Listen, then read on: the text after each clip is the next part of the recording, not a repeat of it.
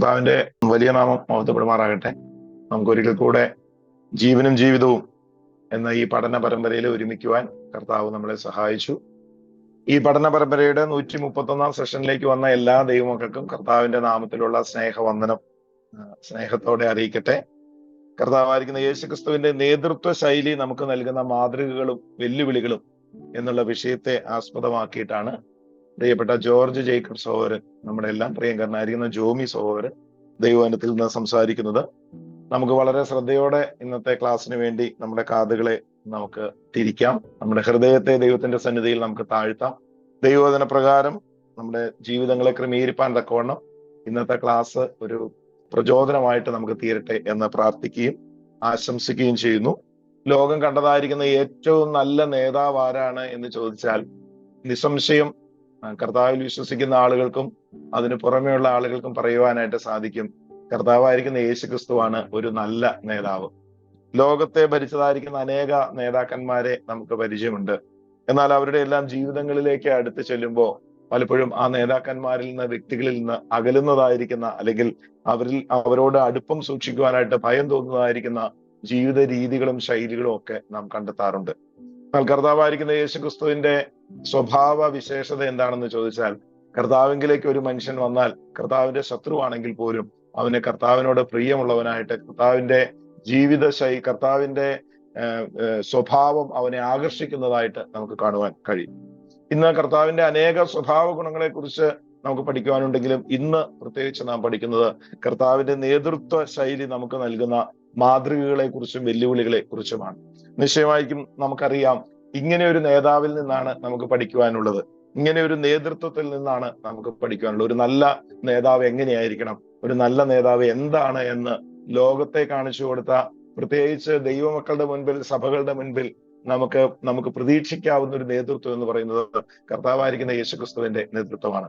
അങ്ങനെയെങ്കിൽ കർത്താവിന്റെ ആ നേതൃത്വ ഗുണം, കർത്താവിന്റെ ആ നേതൃത്വ ശൈലി, കർത്താവിന്റെ ആ രീതികൾ എന്ത് മാതൃകയാണ് നമുക്ക് നൽകുന്നത്, എന്ത് വെല്ലുവിളിയാണ് നമ്മുടെ മുമ്പിൽ ഉയർത്തുന്നത് എന്നുള്ളതാണ് പ്രിയ ജോർജ് ജേക്കബ് സഹോദരൻ നമ്മളോട് സംസാരിക്കുന്നത്.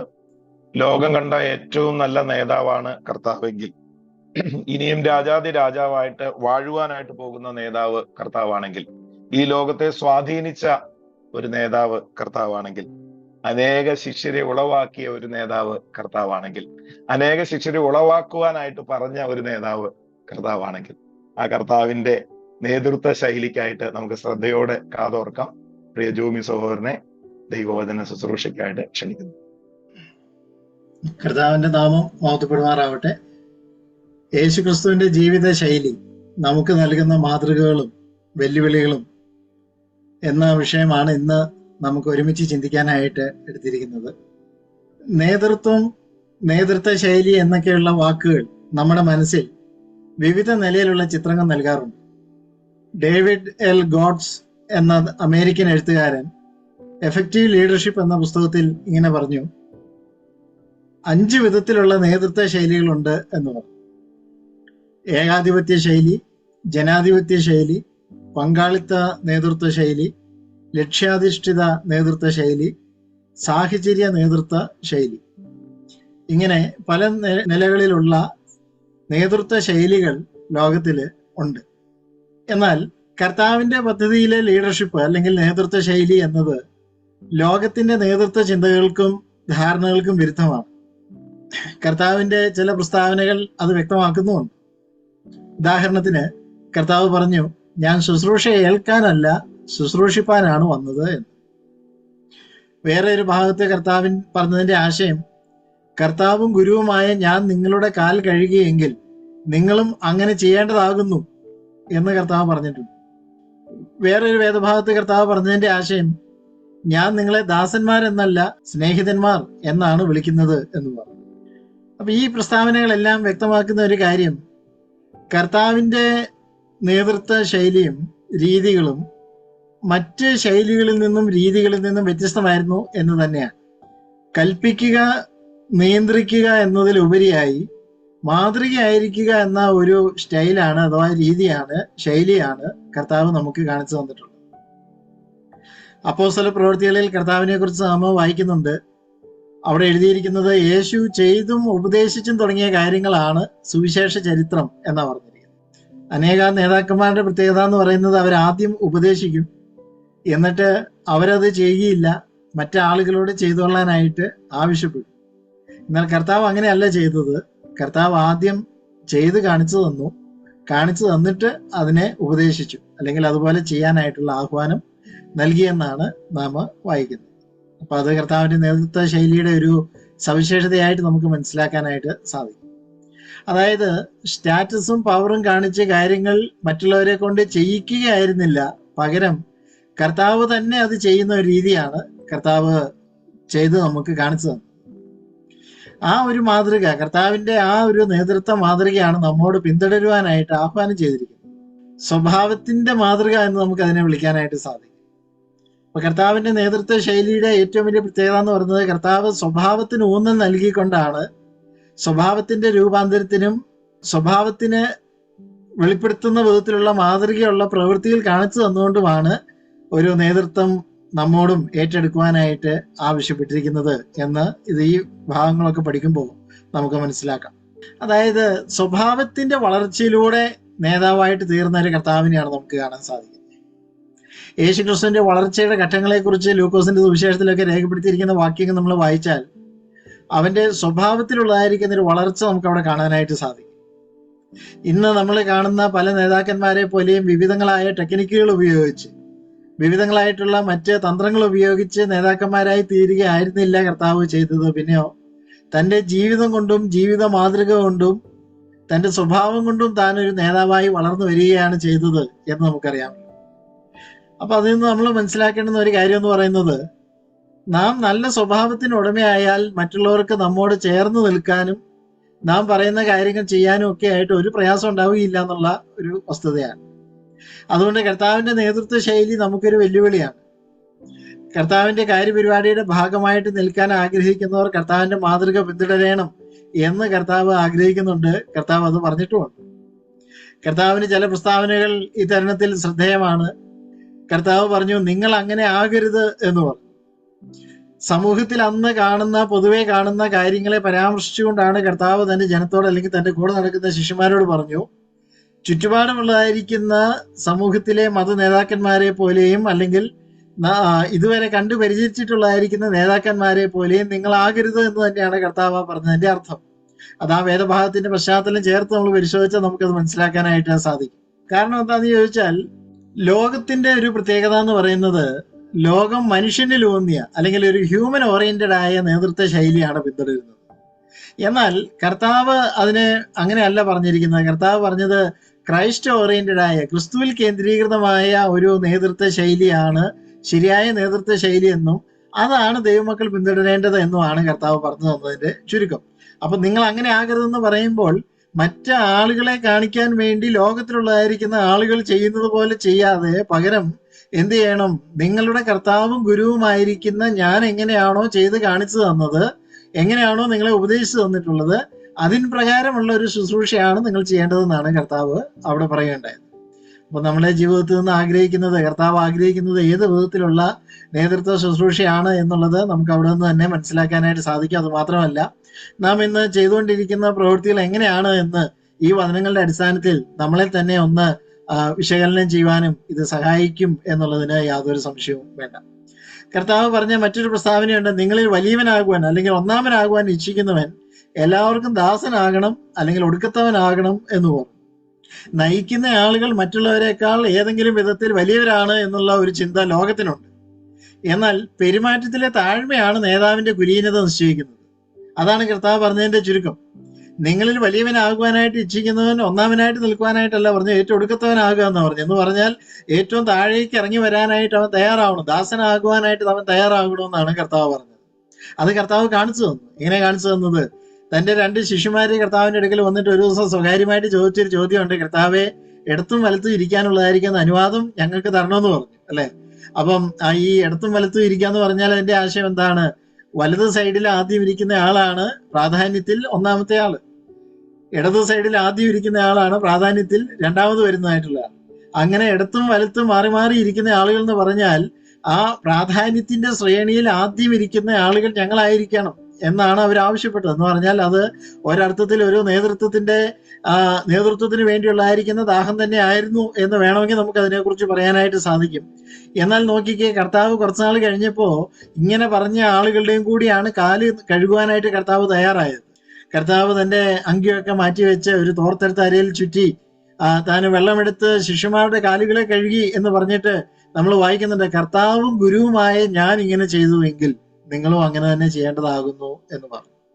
അപ്പോൾ കർത്താവ് ഇവിടെ നിന്നൊക്കെ പഠിപ്പിച്ചതായിട്ടുള്ള കാര്യം എന്താണെന്ന് ചോദിച്ചാൽ, ഇന്ന് നമ്മൾ സമൂഹത്തിൽ കാണുന്ന നേതൃത്വ ശൈലിയൊന്നും അല്ല കർത്താവ് വിഭാവനം ചെയ്ത അല്ലെങ്കിൽ കർത്താവ് ഉദ്ദേശിക്കുന്ന നേതൃത്വ ശൈലി എന്നുള്ളത് ദൈവജനം തിരിച്ചറിയണം എന്നൊരു കാര്യമാണ് കർത്താവിന് പറയുവാനായിട്ട് ഉള്ളത്. ഈ കാല് കഴുകുന്ന കർത്താവിനെ കുറിച്ച് ഒരു പുസ്തകത്തിലെ ഒരു എഴുത്തുകാരൻ ഇങ്ങനെ പറഞ്ഞു, the king who lead with a towel എന്ന് പറയുന്നുണ്ട്. ഒരു ടവൽ കൊണ്ട് ജനത്തെ നയിക്കുന്ന, ആളുകളെ നയിക്കുന്ന ഒരു രാജാവ് എന്നാണ് അദ്ദേഹം അതിനെക്കുറിച്ച് എഴുതിയത്. അത് ചുമ്മാ എഴുതിയതല്ല. കാല് കഴുകുന്ന കർത്താവിനെ കണ്ടിട്ട് എല്ലാറ്റിനും മീതെ ഉള്ളവനായിരിക്കുന്ന, സർവാധികാരിയായിരിക്കുന്ന, നേതാക്കന്മാരുടെ നേതാവായിരിക്കുന്ന, ഗുരുക്കന്മാരുടെ ഗുരുവായിരിക്കുന്ന കർത്താവ് അത് ചെയ്തത് കൊണ്ടാണ് കർത്താവിനെ അങ്ങനെ വിളിച്ചത് എന്ന് നമുക്ക് പറയാനായിട്ട് സാധിക്കും. അപ്പൊ കർത്താവിന്റെ മനോഭാവം എന്ന് പറയുന്നത് മറ്റുള്ളവരുടെ സേവനത്തിനായി അങ്ങനെ നോക്കിയിരിക്കുന്ന ഒരു കർത്താവിനെ അല്ല നമ്മൾ കാണുന്നത്. പിന്നെയോ മറ്റുള്ളവരെ സേവിക്കുവാനായിട്ട് താഴ്ന്ന് ഇറങ്ങിച്ചെല്ലുന്ന ഒരു കർത്താവിനെയാണ് നമുക്ക് കാണാൻ സാധിക്കുന്നത്. ഈ കർത്താവ് വീണ്ടും പറഞ്ഞു, ഈ ലോകത്തിന്റെ ജ്ഞാനമല്ല ദൈവിക നേതൃത്വ ശൈലിയിൽ വേണ്ടത് എന്ന് പറഞ്ഞാൽ തന്റെ ശുശ്രൂഷ കാലഘട്ടങ്ങളിൽ കർത്താവിന്റെ മുമ്പിൽ വന്നിട്ടുള്ള വിവിധങ്ങളായ പ്രശ്നങ്ങളെ നമ്മളൊന്ന് പരിശോധിച്ച് നോക്കിക്കേ, അല്ലെങ്കിൽ കർത്താവ് കൈകാര്യം ചെയ്തിട്ടുള്ളതായിരിക്കുന്ന പ്രശ്നങ്ങളെ നമ്മളൊന്ന് നോക്കിയാൽ, അന്ന് സമൂഹത്തിലുണ്ടായിരുന്ന നേതാക്കന്മാർ കൈകാര്യം ചെയ്യുന്നത് പോലെ അല്ല കർത്താവ് അങ്ങനെയുള്ള പ്രശ്നങ്ങളൊക്കെ കൈകാര്യം ചെയ്തത്. കർത്താവ് ചെയ്ത എന്താണ്, അതിന്റെ ഹാർട്ട് മനസ്സിലാക്കിയിട്ട്, അതിന്റെ യഥാർത്ഥമായിട്ടുള്ള അവസ്ഥ മനസ്സിലാക്കിയിട്ട്, അതിന്റെ ഉള്ളിലേക്ക് ഇറങ്ങിച്ചെന്നിട്ട് ഈ പ്രശ്നത്തിന്റെ യഥാർത്ഥമായിട്ടുള്ള കാരണം എന്താണെന്നുള്ളത് മനസ്സിലാക്കി ആ പ്രശ്നത്തിനാണ് കർത്താവ് പരിഹാരം നൽകുവാനായിട്ട് ശ്രമിച്ചത്. ഇന്ന് ലോകത്തിലുള്ള പല നേതാക്കന്മാരും പ്രശ്നപരിഹാരം എന്നുള്ളതായിരിക്കുന്ന പേരിൽ പരിഹാരം നൽകുന്നത് പ്രശ്നങ്ങൾക്കല്ല, പ്രശ്നത്തിന്റെ ലക്ഷണങ്ങൾക്കാണ്. അപ്പോൾ കർത്താവ് അവിടെ വ്യത്യസ്തനായിരുന്നു എന്നുള്ളത് നമുക്ക് കാണാനായിട്ട് സാധിക്കും. അപ്പൊ അതിനാവശ്യമായിട്ടുള്ള കാര്യം എന്ന് പറയുന്നത് ലോകപ്രകാരമുള്ളതായിരിക്കുന്ന ഒരു പരിജ്ഞാനമല്ല, ദൈവവചനപ്രകാരമുള്ളതായിരിക്കുന്ന ഒരു പരിജ്ഞാനമാണ് ആവശ്യമായിട്ടുള്ളത്. പൗലോസിന്റെ എഴുത്തുകൾ, കൊരിന്ത്യർ ലേഖനത്തിന്റെ എഴുത്തുകളിൽ നമ്മൾ വായിച്ചു നോക്കിയാൽ അവിടെ പൗലോസ് പറയുന്നുണ്ട്, ലോകപ്രകാരം ജ്ഞാനികൾ ഏറെയില്ല, കുലീനന്മാർ ഏറെയില്ല എന്ന് പറയുകയുണ്ടായി. എന്ന് പറഞ്ഞാൽ ലോകത്തിന്റെ ജ്ഞാനമോ ലോകത്തിന്റെ നേതൃത്വ പാഠവുമോ അല്ല ദൈവജനത്തെ മേയിക്കുവാനും ദൈവജനത്തെ നയിക്കുവാനും ഉണ്ടായിരിക്കേണ്ടത് എന്ന ഒരു പാഠം തന്നെയാണ് ഇവിടെ നിന്ന് നമുക്ക് മനസ്സിലാക്കാനായിട്ട് സാധിക്കുന്നത്. അപ്പൊ കർത്താവ് ചെയ്തത് ദൈവികമായ പരിജ്ഞാനത്തോടുകൂടി, ദൈവികമായിട്ടുള്ള ആലോചനയോടുകൂടി, ദൈവവചനത്തോടുകൂടി കർത്താവ് പ്രശ്നങ്ങളെ നേരിട്ട ആ ഒരു രീതിയാണ് നാം പിന്തുടരേണ്ടത് എന്നാണ് എനിക്ക് പറയാനായിട്ടുള്ളത്. അപ്പം നമ്മൾ കർത്താവിന്റെ നേതൃത്വ ശുശ്രൂഷകളുടെ ചില പ്രത്യേകതകളാണ് ഞാൻ ചുരുക്കമായിട്ട് ആമുഖമായിട്ടും പറയുകയുണ്ടായത്. അതിൽ നിന്ന് നമ്മൾ മനസ്സിലാക്കുന്നതായിട്ടുള്ളൊരു കാര്യം എന്താണെന്ന് ചോദിച്ചാൽ, കർത്താവിന്റെ നേതൃത്വ ശൈലി എന്ന് പറയുന്നത് ഒരു സെർവന്റ് ലീഡർഷിപ്പ്, ഒരു ദാസ്യ നേതൃത്വം എന്ന് നമുക്ക് അതിനെ വിളിക്കുവാനായിട്ട് സാധിക്കും. എന്ന് പറഞ്ഞാൽ നേതൃത്വത്തിന്റെ പ്രമാണങ്ങൾക്ക് മാറ്റമില്ല, പക്ഷെ ആ നേതൃത്വത്തെ ഇംപ്ലിമെന്റ് ചെയ്യുന്നതിൽ, അതിനെ നേതൃത്വത്തിന്റെ ഉത്തരവാദിത്തങ്ങളും ധർമ്മങ്ങളും നിർവഹിക്കുന്നതിൽ കർത്താവ് സ്വീകരിച്ച ഒരു ശൈലി അതാണ് വ്യത്യസ്തമായിരുന്നത് എന്ന് നമുക്ക് കാണാൻ സാധിക്കും. അപ്പൊ അതുകൊണ്ട് നമ്മളും ഇത് പഠിക്കുമ്പോൾ മനസ്സിലാക്കേണ്ടതായിട്ടുള്ള കാര്യം, നേതൃത്വത്തിന്റെ അടിസ്ഥാന ഘടകങ്ങൾക്കോ നിയമങ്ങൾക്കോ ഒന്നും യാതൊരു മാറ്റവുമില്ല. എന്നാൽ ചില ശൈലികളുണ്ട്, എഫക്റ്റീവായിട്ടുള്ളതായിരിക്കുന്ന ശൈലികളുണ്ട്.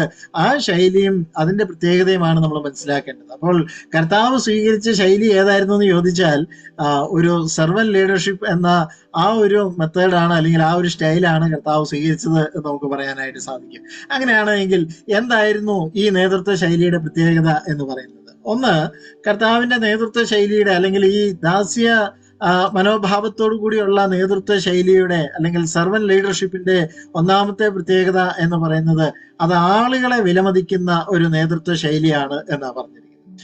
ആളുകളെ വിലമതിക്കുന്ന നേതൃത്വ ശൈലിയാണ്. കർത്താവിന്റെ ശുശ്രൂഷകളിൽ കർത്താവ് എപ്പോഴും പ്രാധാന്യം നൽകിയത് ആളുകൾക്കാണ്, അല്ലെ? പ്രശ്നങ്ങളുമായിട്ട് ആളുകൾ തന്റെ അടുക്കിലേക്ക് വരുമ്പോഴും ആ കർത്താവ് കണ്ടത് ആ ആളുകളിലേക്കാണ് നോക്കിയത്. അവരുടെ ജീവിതങ്ങളിലേക്കും അവരുടെ ഹൃദയങ്ങളിലേക്കുമാണ് കർത്താവ് നോക്കിയത്. പാപിനിയായിരിക്കുന്ന സ്ത്രീയെ തന്റെ അടുക്കൽ കൊണ്ടുവന്നപ്പോഴും കർത്താവ് ആ സ്ത്രീയിലേക്കാണ് നോക്കിയത്. അതുപോലെ ചിന്നിയവരും കുഴഞ്ഞവരുമായി നടക്കുന്ന ആളുകളെ കണ്ടപ്പോൾ കർത്താവ് അവരുടെ ജീവിതങ്ങളിലേക്കാണ് നോക്കിയത് എന്ന് നമുക്ക് കാണാൻ സാധിക്കും. എന്ന് പറഞ്ഞാൽ ഞാൻ മുമ്പേ പറഞ്ഞതുപോലെ അങ്ങനെ കർത്താവിന്റെ ശ്രദ്ധ എന്ന് പറയുന്നത് എപ്പോഴും ആളുകളിലേക്കായിരുന്നു എന്ന് നമുക്ക് പറയാനായിട്ട് സാധിക്കും. കർത്താവിന്റെ ശുശ്രൂഷകളിൽ കർത്താവ് എപ്പോഴും പ്രാധാന്യം നൽകിയിട്ടുള്ളത് ആളുകൾക്കാണ്. ആളുകളെ ശുശ്രൂഷിക്കാനായിട്ടാണ് കർത്താവ് മനസ്സ് വെച്ചിട്ടുള്ളത്. വസ്തുക്കൾക്കും മറ്റു കാര്യങ്ങൾക്കും ഒക്കെ പ്രാധാന്യം നൽകിയത് ആളുകൾക്ക് ശേഷമുള്ളതായിരിക്കുന്ന പ്രാധാന്യം മാത്രമാണ് കർത്താവ് നൽകിയിട്ടുള്ളത്. ഇന്ന് പലപ്പോഴും ആളുകൾ അതൊക്കെ അങ്ങ് മാറ്റിമറിച്ചു. ആളുകൾ വസ്തുക്കൾക്ക് പ്രാധാന്യം നൽകുവാനായിട്ട് തുടങ്ങി. പ്രോപ്പർട്ടി ഓറിയന്റഡ് ആയിട്ടുള്ളതായിരിക്കുന്ന കാഴ്ചപ്പാടുകളിലേക്ക് ആളുകൾ തിരിയുവാനായിട്ട് തുടങ്ങി. പദവികൾ നോക്കുവാനായിട്ട് തുടങ്ങി. അവിടെയൊക്കെയാണ് പലപ്പോഴും പ്രശ്നങ്ങൾ വരുന്നത്. എന്നാൽ നമ്മുടെ മുമ്പാകെ വരുന്ന ആളുകളെ കാണുവാൻ, അവരുടെ ബലഹീനതകളെ ദർശിക്കുവാൻ, അവരുടെ പ്രശ്നങ്ങളെ കാണുവാൻ, അവരുടെ ആകുലതകളും സങ്കടങ്ങളും അറിയുവാനായിട്ട് നമ്മൾ തയ്യാറായി കഴിഞ്ഞാൽ അതൊരു നല്ല നേതൃത്വ ഗുണമാണ് എന്ന് നമുക്ക് പറയാനായിട്ട് സാധിക്കും. അപ്പൊ ആളുകളുമായിട്ട് അടുത്ത് ഇടപഴകുക എന്ന് പറയുന്നത് ഒരു നല്ല നേതൃത്വ ഗുണമാണ്. കർത്താവിന്റെ ജീവിതത്തിൽ നമുക്കത് കാണാനായിട്ട് സാധിക്കും. കർത്താവ് മാറി നിന്നുമില്ല, മാറ്റി നിർത്തിയുമില്ല. അല്ലെ, പാപിനിയായ സ്ത്രീക്ക് വന്ന് കർത്താവിന്റെ അടുക്കൽ വന്ന് തൊടുവാനായിട്ട് കർത്താവ് അനുവദിച്ചു, ആരെയും മാറ്റി നിർത്തിയില്ല. പാപിനിയായ സ്ത്രീയോട് നേരിട്ട് എന്ന് സംസാരിക്കുവാനായിട്ട് കർത്താവിന് സാധിച്ചു. അവിടെ കർത്താവ് അങ്ങനെ മാറി നിന്നതായിട്ട് നമുക്ക് കാണാനായിട്ട് സാധിക്കുന്നില്ല. എന്നാൽ അവരുടെ കളങ്കം തന്നിലേക്ക് വരുവാനായിട്ട് കർത്താവ് ഒരിക്കലും അനുവദിച്ചിരുന്നില്ല എന്ന് നമുക്ക് കാണാനായിട്ട് സാധിക്കും. അപ്പോൾ ഏത് നിലയിലുള്ളതായിരിക്കുന്ന ആളുകളാണെങ്കിലും ശരി, അവരെ ഉൾക്കൊള്ളുവാനും ആളുകളുടെ ജീവിതങ്ങളെ മനസ്സിലാക്കുവാനും അവരോട് ചേർന്ന് നിൽക്കുവാനും സാധിക്കുമ്പോഴാണ് ഒരു നല്ല നേതാവായിട്ട് നമുക്ക് വളരുവാനായിട്ട് സാധിക്കുന്നത്. നമ്മുടെ സഭകളിലൊക്കെ ഉള്ളതായിരിക്കുന്ന നേതൃത്വം, അല്ലെങ്കിൽ നമ്മളുടെ ആത്മീക ഗോളത്തിലുള്ളതായിരിക്കുന്ന നേതൃത്വവും അങ്ങനെ ആ നിലയിൽ ആളുകളെ വിലമതിക്കുന്ന ഒരു നേതൃത്വമായിട്ട് മാറേണ്ടത് വളരെ ആവശ്യമുള്ള ഒരു കാര്യമാണ് എന്ന് നമുക്ക് അതിനെക്കുറിച്ച് പറയുവാനായിട്ട് സാധിക്കും.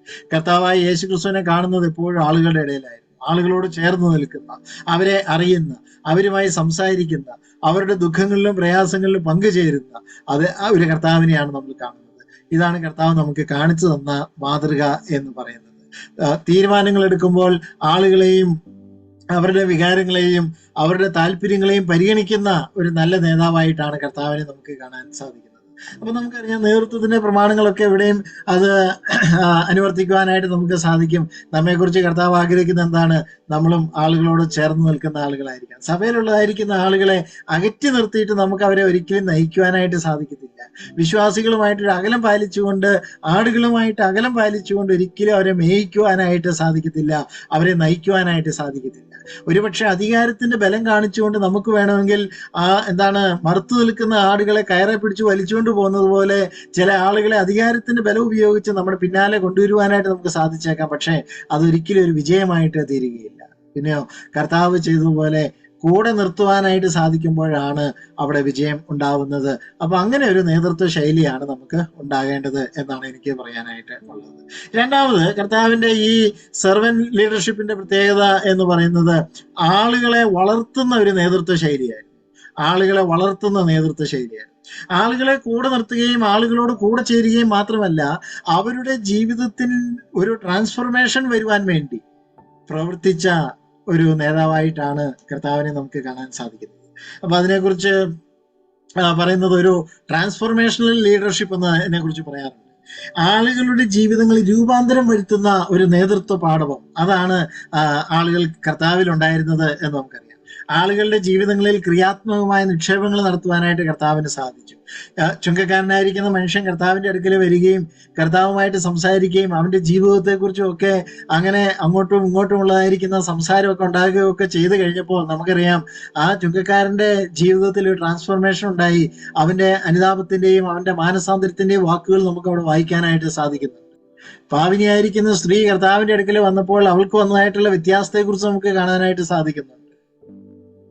അതുപോലെ ഓരോ ആളുകളും കർത്താവിന്റെ അടുക്കൽ വന്നപ്പോൾ അത് കർത്താവ് നൽകുന്ന രൂപാന്തരത്തിന്റെ വ്യക്തമായിട്ടുള്ള തെളിവുകളായി അവരുടെ ജീവിതങ്ങൾ പിന്നീട് മാറി എന്നാണ് നമുക്ക് കാണാൻ സാധിക്കുന്നത്. ഇന്ന് സഭാ നേതൃത്വത്തെക്കുറിച്ചും ആത്മീയ നേതൃത്വത്തെക്കുറിച്ചും കർത്താവ് ആഗ്രഹിക്കുന്നത് ദൈവജനത്തിന്റെ ട്രാൻസ്ഫോർമേഷനു വേണ്ടി പ്രവർത്തിക്കുന്ന, അതിനുവേണ്ടി അധ്വാനിക്കുന്ന, അതിനുവേണ്ട സഹായം ചെയ്തു കൊടുക്കുന്ന ഒരു നേതൃത്വമായിരിക്കണം എന്നാണ് ദൈവം ആഗ്രഹിക്കുന്നത്. അങ്ങനെ ഒരു നേതൃത്വ ശുശ്രൂഷയാണോ നാം ചെയ്യുന്നത് എന്ന് നമ്മളെക്കുറിച്ച് തന്നെ ഒന്ന് പരിശോധിക്കുന്നതും വിലയിരുത്തുന്നതും ഒക്കെ നല്ല ഒരു കാര്യമാണ് എന്ന് ഞാൻ അതിനെക്കുറിച്ച് പറയട്ടെ. കർത്താവിന്റെ കൂടെ ഉണ്ടായിരുന്ന ശിഷ്യന്മാരുടെ ജീവിതങ്ങളിൽ അവരുടെ പേഴ്സണൽ ലൈഫിൽ പോലും ഇടപെട്ടുകൊണ്ട് അവർക്ക് ജീവിത രൂപാന്തരത്തിന് വേണ്ടിയുള്ളതായിരിക്കുന്ന കാര്യങ്ങൾ കർത്താവ് പറഞ്ഞു കൊടുത്തിട്ടുണ്ട്. അതായിരുന്നല്ലേ കർത്താവിന്റെ ലക്ഷ്യം എന്ന് പറയുന്നത്. അവരുടെ പെരുമാറ്റം, അവരുടെ ജീവിതം, അതിനെല്ലാം ക്രമപ്പെടുത്തുവാനായിട്ട് കർത്താവ് തയ്യാറായി. അപ്പൊ അതിനെക്കുറിച്ച് നമുക്ക് പറയാൻ വേണമെങ്കിൽ വേറൊരു വാക്ക് ഉപയോഗിച്ചാൽ നമുക്ക് ഒരു മെന്ററിങ് നടത്തുവാനായിട്ട് കർത്താവിന് സാധിച്ചു എന്ന് നമ്മൾ അതിനെക്കുറിച്ച് പറയും. അപ്പൊ നമ്മളുടെ കൂടെ നിൽക്കുന്ന ആളുകളെ പൂർണ്ണമായിട്ട് അറിയുവാൻ കുറച്ച് ആരാധക വൃന്ദമായിട്ടോ കുറച്ച് സ്തുതിപാഠകരായിട്ടോ കുറെ ആളുകൾ നമ്മുടെ കൂടെ ഉണ്ടായിട്ട് കാര്യമില്ല. പിന്നെയോ ഒരു നേതാവിന്റെ സ്വാധീനം അനുയായികളിലേക്ക് പകർന്നു കൊടുക്കുവാൻ, നേതാവിന്റെ ജീവിതത്തിലുള്ളതായിരിക്കുന്ന മാറ്റം അനുയായികളുടെ ജീവിതത്തിലേക്ക് വരുന്ന വിധത്തിൽ അവരെ ഒരു ട്രാൻസ്ഫോർമേഷനിലേക്ക് നയിക്കുവാനായിട്ട് സാധിക്കുമ്പോഴാണ്, രൂപാന്തരത്തിലേക്ക് നയിക്കുവാനായിട്ട് സാധിക്കുമ്പോഴാണ് കർത്താവിന്റെ മാതൃക അനുവർത്തിക്കുന്ന ആ നേതാക്കന്മാരായി നാം മാറുന്നത്. പ്രിയമുള്ളവരെ, ഒരു വല നെയ്യുന്നത് പോലെ തന്റെ കൂടെ നിൽക്കുന്ന ആളുകളുടെ ജീവിതങ്ങളിലെ കേടുപോക്കുവാൻ കർത്താവ് അധ്വാനിച്ചിട്ടുണ്ട്. അതിനുവേണ്ടി രാപകലില്ലാതെ കർത്താവ് അധ്വാനിച്ചു. പ്രാർത്ഥിക്കേണ്ട സമയത്ത് കർത്താവ് പ്രാർത്ഥിച്ചു, ശാസിക്കേണ്ട സമയത്ത് ശാസിച്ചു, കൂടെ നിൽക്കേണ്ട സമയത്ത് കൂടെ നിന്നു, ആശ്വസിപ്പിക്കേണ്ട സമയത്ത് ആശ്വസിപ്പിക്കുകയുണ്ടായി. അവരോട് ഏതെല്ലാം നിലയിൽ ഇടപെടണമോ ആ വിധത്തിലെല്ലാം കർത്താവ് അവരോട് ഇടപെട്ടതായിട്ടാണ് നമുക്ക് കാണാൻ സാധിക്കുന്നത്. നമ്മൾ അങ്ങനെയുള്ള ഒരു നേതൃത്വമാണോ? നമുക്കുള്ളത് അങ്ങനെയുള്ള ഒരു നേതൃത്വമാണോ? അതൊക്കെ നമ്മൾ ചിന്തിക്കേണ്ടതായിട്ടുള്ള ആവശ്യകത തീർച്ചയായിട്ടും ഉണ്ട്. അവരുടെ കുറവുകളെ തിരുത്തിയതുപോലെ നമ്മളോട് കൂടെ നിൽക്കുന്ന ആളുകളുടെ ജീവിതങ്ങളെ തിരുത്തിക്കൊണ്ട് അവരെ ദൈവോന്മുഖമായി കൂടുതൽ വളർത്തിയെടുക്കുവാൻ സാധിക്കുന്ന ഒരു ജീവിതം, ഒരു നേതൃത്വ ശുശ്രൂഷ, അതാണ് ദൈവം നമ്മിൽ നിന്ന് ആഗ്രഹിക്കുന്നത്. മാത്രമല്ല, കർത്താവിന്റെ കൂടെ കൂടിയ എല്ലാവരും ഒന്നും അങ്ങനെ വലിയ ഉത്തരവാദിത്വ ബോധമോ വലിയ കർത്തവ്യ ബോധമോ ഒന്നുമുള്ള ആളുകളായിരുന്നില്ല എന്ന് വേണമെങ്കിൽ നമുക്ക് ചിന്തിക്കാം. എന്നാൽ പിന്നീട് കർത്താവ് ചെയ്തതായിട്ടുള്ള കാര്യം എന്താണെന്ന് ചോദിച്ചാൽ, അവരെ എല്ലാം നല്ല കർത്തവ്യബോധമുള്ള, അവരെ ഉത്തരവാദിത്വ ബോധമുള്ള ആളുകളാക്കി മാറ്റിയെടുക്കുവാനായിട്ട് കർത്താവിന് സാധിച്ചു എന്നുള്ളതാണ്. പ്രിയമുള്ളവരെ, ഒരു ആത്മീയ ശുശ്രൂഷയിലായിരിക്കുന്ന നേതാവിനോട് കർത്താവിന് ഇന്ന് പറയാനായിട്ടുള്ളത് അത് തന്നെയാണ്. നിന്റെ വിചാരണയിലുള്ളതായിരിക്കുന്ന ആടുകളെ അവരെ രൂപാന്തരപ്പെടുത്തി ഉത്തരവാദിത്വ ബോധമുള്ള, നാളേക്ക് കൊള്ളാവുന്ന, ദൈവരാജ്യത്തിന് കൊള്ളാവുന്ന, സഭയ്ക്ക് കൊള്ളാവുന്ന നല്ല പൗരന്മാരാക്കി വളർത്തിയെടുക്കുവാനുള്ള ഒരു ഉത്തരവാദിത്വമാണ് ദൈവം ക്രിസ്തീയ നേതാക്കന്മാർക്ക് നൽകിയിരിക്കുന്നത്. അതിന് ആളുകളുടെ കൂടെ നിന്നാൽ മാത്രമേ സാധിക്കുകയുള്ളൂ. ആളുകളെ അറിഞ്ഞാൽ മാത്രമേ സാധിക്കത്തുള്ളൂ. പദവികളെക്കാൾ കർത്തവ്യത്തിന് പ്രാധാന്യം നൽകുവാനായിട്ട്, അത് തന്റെ മാതൃകയിലൂടെ കാണിച്ചു കൊടുക്കുവാനായിട്ട് സാധിക്കുമ്പോഴാണ് അവിടെ വിജയിക്കുന്നത് എന്ന് നമുക്ക് പറയാനായിട്ട് സാധിക്കും. ആളുകളിലെ കഴിവുകളെ വളർത്തിയെടുക്കുവാനായിട്ട് പ്രോത്സാഹനം നൽകണം. ഇന്ന് പലപ്പോഴും നേതൃത്വത്തിലുള്ളതായിരിക്കുന്ന ആളുകൾക്കൊക്കെ പറ്റുന്ന ഒരു അപകടം എന്ന് പറയുന്നത്, തങ്ങളെക്കാൾ വളർന്നു പോകുന്നത് സഹിക്കാനായിട്ട് പലപ്പോഴും ആളുകൾക്ക് സാധിക്കുന്നില്ല എന്നുള്ളത്. തന്നെക്കാൾ ഉപരിയായി ആളുകൾ വളരും, അവര് ആശയങ്ങൾ പങ്കുവയ്ക്കും, അവരുടെ ക്രിസ്തീയമായിട്ടുള്ളതായിരിക്കുന്ന ഒരു സ്വാധീനം സഭയിലേക്ക് ഉണ്ടാകുമെന്നൊക്കെ കണ്ടു കഴിയുമ്പോൾ ഏത് വിധേനയും അവരെ താഴ്ത്തി കെട്ടുവാനുള്ള ശ്രമമാണ് പലപ്പോഴും ആളുകളിൽ നിന്ന് ഉണ്ടാകുന്നത്. അത് ശരിയായിട്ടുള്ളതായിരിക്കുന്ന ഒരു കാര്യമല്ല എന്നതിനെ കുറിച്ച് നമുക്ക് പറയാം, അല്ലെ? അതിനെക്കുറിച്ച് പറയാണ്ട് പെരുന്തച്ചൻ സിൻഡ്രോം എന്ന് പറയും. എന്നെക്കാൾ ഉപരി ആരും നന്നാവരുത്, വളരരുത് എന്നുള്ളതായിരിക്കുന്ന ഒരു മനോഭാവം, അത് ശരിയായിട്ടുള്ളതായിരിക്കുന്ന ഒരു കാര്യം അല്ല. അപ്പൊ ആളുകളുടെ ജീവിതങ്ങളിലെ കഴിവുകളെ കാണണം, അത് വളർത്തിയെടുക്കണം, അത് പരിപോഷിപ്പിക്കണം, അതിന് വെള്ളം ഒഴിക്കണം, അതിനെ അവർക്ക് ഉപയോഗിക്കാനുള്ളതായിരിക്കുന്ന അവസരങ്ങൾ നൽകണം. അങ്ങനെ ആളുകളെ വളർത്തിയെടുക്കുമ്പോൾ, ആളുകളുടെ ജീവിതങ്ങളെ വളർത്തിയെടുക്കുമ്പോൾ, അവരുടെ പേഴ്സണൽ ലൈഫും അവരുടെ സാമൂഹിക ജീവിതവും അവരുടെ സഭാ ജീവിതവും കുടുംബജീവിതവും എല്ലാം വളർത്തിയെടുക്കുമ്പോൾ, അതിനെ വേണ്ടതുപോലെ വികസിപ്പിക്കുമ്പോഴാണ് നാം കർത്താവിനെ പോലെ ഒരു നല്ല നേതാവായി തീരുന്നത് എന്ന് നമുക്ക് പറയാനായിട്ട് സാധിക്കും. എന്നാൽ കർത്താവിന്റെ പ്രത്യേകത എന്ന് പറയുന്നത്, പാപം എന്ന പ്രശ്നത്തോട് യാതൊരു വിട്ടുവീഴ്ചയും ചെയ്തിട്ടില്ല. ഒരു പുസ്തകത്തിൽ ഞാൻ അതിനെക്കുറിച്ച് കണ്ട ഒരു കാര്യം എന്ന് പറയുന്നത്, ഇവിടെയാണ് ഇന്നത്തെ നേതാക്കന്മാരും കർത്താവും തമ്മിലുള്ളതായിരിക്കുന്ന ഒരു വൈപരീത്യം നമുക്ക് കാണാനായിട്ട് സാധിക്കുന്നത് എന്നാണ് പറഞ്ഞിരിക്കുന്നത്. എന്ന് പറഞ്ഞാൽ, കർത്താവ് പാപത്തെ ഒരിക്കലും വിട്ടുവീഴ്ച ചെയ്തിട്ടില്ല, പാപത്തെ ഒരിക്കലും അംഗീകരിച്ചു കൊടുത്തിട്ടില്ല. എന്നാൽ ആളുകളെ സ്വീകരിക്കാനായിട്ട് കർത്താവിന് തയ്യാറായി. ഇന്നത്തെ ആളുകളുടെ പ്രത്യേകത എന്ന് പറയുന്നത് നേരെ തിരിച്ചാണ്.